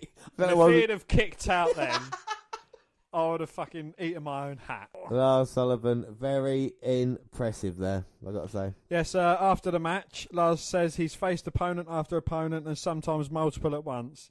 He keeps going back to being in the four-way and facing a force he's never felt before. But that makes him happy. He directly calls out Killian Dane. We don't know when or where that is going to happen, but I want to see that match happen very soon, James. And yes, this is Nigel McGuinness reporting for the WNR podcast. Well, Leo Rush has just been picked back up and he is not finished with him yet. And he may be sending a message to Killian Dane. Not a freak accident there. No! Freak accident from the second rope. And if Leo Rush has ever regretted sending a tweet in his life, I'm sure it was on the fall for the second freak accident off the second rope. As Leo Rush is left twitching in the middle of the ring. That is incredible. Lars Sullivan there completely destroying Leo Rush. And like you said, these two huge colossus men go head to head. It will be an unforgettable big match. Head to big head. Honestly, I don't know who's got a bigger head here. And oh, wait a minute. Backstage, and the Undisputed Arseholes are taking out. Is that That's Eric Young. Eric Young. Yeah, Killian Dane is laying that back behind Adam Cole at the moment. Well, the barricades are down, and what's this mean? It meant to be Sanity. Oh, there's Alexander Wolf out as well. It's meant to be Sanity versus the Undisputed Era for tag team titles next. Looks like they've been beaten up backstage. This is gang warfare, and they've just laid out Sanity. So after lots of that, we've got Abra, and look at Undisputed Era now coming out here with their stupid little fucking sign, wearing the title belts they don't deserve to have. 3-0 Hurricane again. And Adam Cole here coming out after what he's done to Aliester Black, after what he's done to every NXT superstar. And look how happy they are with themselves. The easy way out, using the numbers, and this grinning, talentless prick, Adam Cole, coming in here. I don't care how big you are on the independents, mate. You've got to prove it here, and you haven't done it yet. Sneak attacks doesn't cut it. So we've got our single hatred, obviously. You with Mojo Rawley, me with Enzo Amore. And now we've got a dual hatred on these undeserving cunts. We've never hated the same person. It's been quite incredible. We've just... Well, I know what T-shirt you're going to be getting when you lose the predictions this year, James. And it's going to have Adam Cole, baby. Oh, no, I fucking hate that. Go on, Nikki. Let her loose. Go on, girl. She wants some. And Nikki Cross would beat the Undisputed Era up. There's no doubt in my mind. And should become the new tag team champion. Yeah, she would. Look at her, Nikki Cross. Absolutely furious. How dare Undisputed Era go around? How dare them referees stop her? Yeah. Go on, Nikki. She hates them nearly as much as we do. Yeah, I know. Fair play, Nikki Cross. Roderick Strong's out here. He's got a tag team partner, Ali B. I think he wants some of Undisputed Era. I'm going to have a smoke and a pancake. These three team up. on three, yeah. Yeah, baby. And the look on that Melt's face. Now he ain't attacking someone from behind. He's got to face him face to face. He's shitting in his little queer boots. I'm not being homophobic. They are gay. This is disgusting what Undisputed Era have done. Come on, Aliester Black. And there we go. Tag team titles on the line. Fish and O'Reilly versus Strong and Black.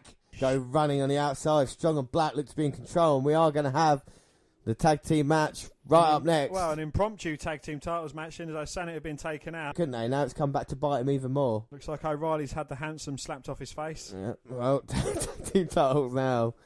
Aliester Black could leave here. Has he got new ink work just below his right nipple? Only you would know. Just point it out. Looks like you just don't do that. No, Fish trying to grab Black from behind.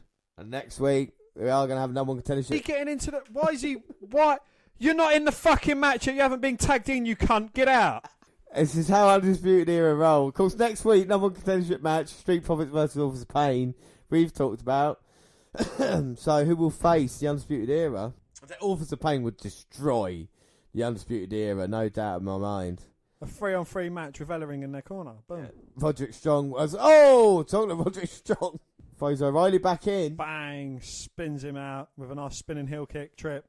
Goes up for the roll up. Oh, but he manages to kick out. I didn't think this was going to happen. I mean, you obviously, Aliester Black and Strong, never teamed up before. But well, tonight, it's how I like my coffee, strong and black. Thank you very much. And Strong over the cover, but O'Reilly managed to kick out. As we go to an ad break here. They finally turn it round after being beaten up for 5 minutes. And of course, NXT TakeOver is on the horizon here. And we'll be live January 27th, don't forget. And now it looks like O'Reilly and Fish have taken over. And Aliester Black, I thought he was going to tag in Roderick. He's going to slap Roderick Strong or something like that. But keeping Black away from his partner. I'm not even going to say it's a good tag team. It's just obvious. O'Reilly kicks the Strong, knocks him off the apron. Both men taking turns of running in towards Black. With their splashes and their kicks. Oh, and an exploder suplex there from Fish to Black. Oh, and Strong has to come in.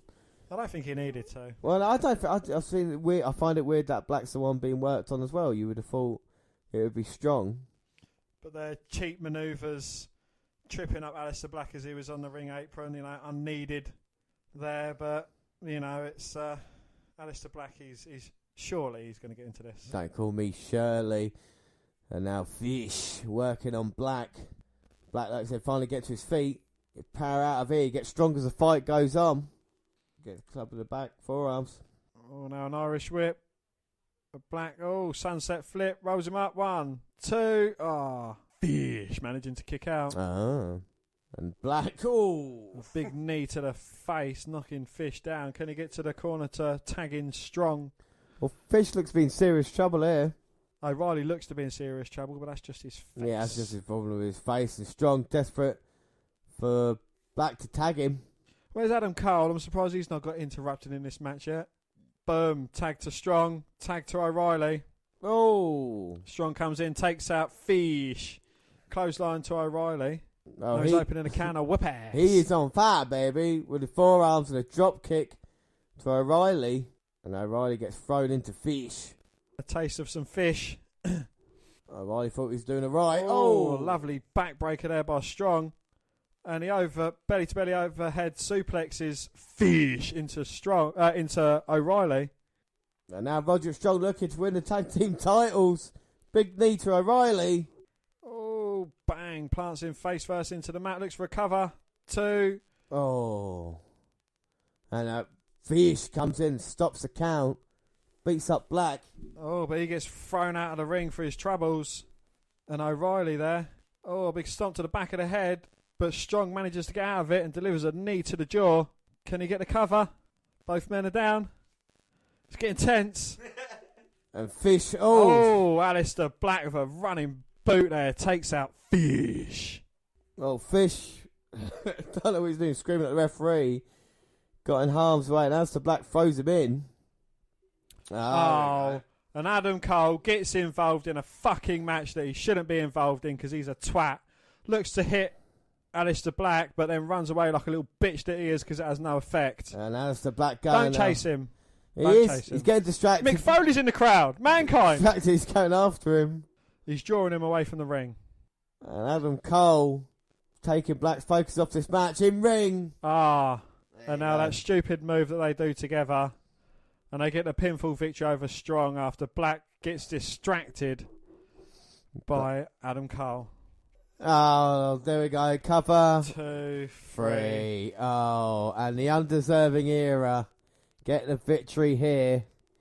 Aliester Black distracted by Adam Cole. This is a travesty. Aliester Black will not have a nice day. And Aliester Black comes back to the ring to get some retribution over the undeserving era. Ducks a kick. Oh, kick to the face for O'Reilly. Kick to the face for Fish. And then Adam Cole again from behind. And now it looks like they're going to try and pick apart Aliester Black. What are they looking to do? Oh, he's getting a chair. Oh, no. Things are going to go from bad to worse. Adam Cole and Aliester Black in serious trouble. We've seen him beaten recently. We're going to see him broken now. Adam Cole picks up Black. Oh! It's like an AA over the chair. It's not as only as he's stolen Shawn Michaels' look, but he's stolen John Cena's finisher. This is an assault here by the Undisputed Era. This is disgusting. And it's almost as disgusting as their stupid fucking hand sign. Yeah, I I don't think it was the greatest of matches, but I think it told a story, and that story is Undisputed Era are targeting Aliester Black here. Well, they see him as the biggest threat in NXT at the moment. And to be fair, Dan, he is the biggest threat in NXT. There's no one else. They cost him his number one contendership shot, and now they cost him the tag team titles effectively. I'm shocked what's happened here and about Aliester Black. Will he be able to recover? We end NXT update on this bombshell, but like I say, we're 2 weeks away from NXT TakeOver, and of course our live shows will bring you the latest 2 episodes of NXT, all towards the build-up. But Dan, what have you thought of this month's NXT update? I thought Black's been robbed a couple of times. Yeah. Extended my hatred for the undeserving arseholes. Yeah, I know. But I'll try to look at the positives first. It certainly has been an entertaining NXT. They've told some brilliant stories, and it's just pissing all over 205 Live. And I'd even extend that to pissing over Raw and SmackDown as well. I mean, they've got some interesting storylines going on Raw and SmackDown, but, you know, I understand that the undeserving era are here to wait a minute. Gain some annoyance. Sorry to stop you there, but Regal's out here finally. So Regal says the match now at NXT Philadelphia is Extreme. I think that favours. I like to say Aliester Black, but then, like, you know, is Extreme Rules, does that mean anything goes, which means other people can join in? Yeah, exactly. And Fish and O'Reilly come in to stop Black again. It will be interesting at NXT Philadelphia. Like I said, we're going to fill out the rest of the card there. Looking back on the past 4 episodes that we've seen, you know, the done bait match for the UK title, I think obviously would be match of the TakeOver update. But the main event, the Fatal 4-Way, I thought was really entertaining. Yeah. And Lars Sullivan's kind of impressed me as well because he's big and powerful, but his matches are good, aren't they? Yeah, and it looks like we're going to get a Lars Sullivan versus Killian Dane match up at TakeOver. Yeah, which would be very interesting. I think that'd be cool. I think obviously the women's title, Ember Moon, Sane, and Bazsler there. I think that writes itself really. So now you've got the tag team titles, and if it's the Authors of Pain or the Street Profits, I don't know if they're ready or not. You know, we'll soon see in their match against Authors of Pain. Yeah. If they can hold their own against the Pain, then you know I'm all for them. Exactly, and that's the thing, isn't it? And you'll find out with us. We'll be back with NXT in a couple of weeks' time, January 27th at 11 p.m. Saturday night with NXT, the pre-show building up towards the card, bringing you, like we say, the results of the next 2 NXTs. And I just can't wait. It's my favourite time of the month, and the NXT TakeOver to kick off the year is going to be brilliant. So that is it. That is it. Before we go, don't forget you can follow us on Twitter at WWE Network Review or at Vince McDan WWE. I'm at J_Rowlands. We've also got a friend on Twitter. We have indeed, Jesse's Mini Chris Benoit, just trying to make the world a better place, and you can follow him at Mini Chris Benoit. Across all the Google platforms, WWE Network Review on Google+. Send us an email to WNRpodcast@gmail.com. We're also on Facebook. Yes, Facebook. You can come and find our page and give us a like with a WWE Network Review, or you can come and find me and add me as a friend. I am Vince McDan. Subscribe to our YouTube channel, WWE Network Review Podcast, where all the latest clips go up there. Podcasts go up at the same time they do there as other places like SoundCloud. On your phone. And we're also on Spreaker Radio. We've got live shows January 27th and 28th for the Royal Rumble live kickoff. Stitcher Radio, iTunes, where you can download, subscribe, rate and review there. Next week, the WNR138, which is our WWE versus WCW in 1998. We'll look at the happenings going on in WCW since Starrcade 1997, and of course in WWE with the Royal Rumble match as well. It's going to be a great episode. But until then, that is it. I have been James Rowlands, and as always, I was joined by Dan White. Thanks for listening, everybody, and bye. Bye.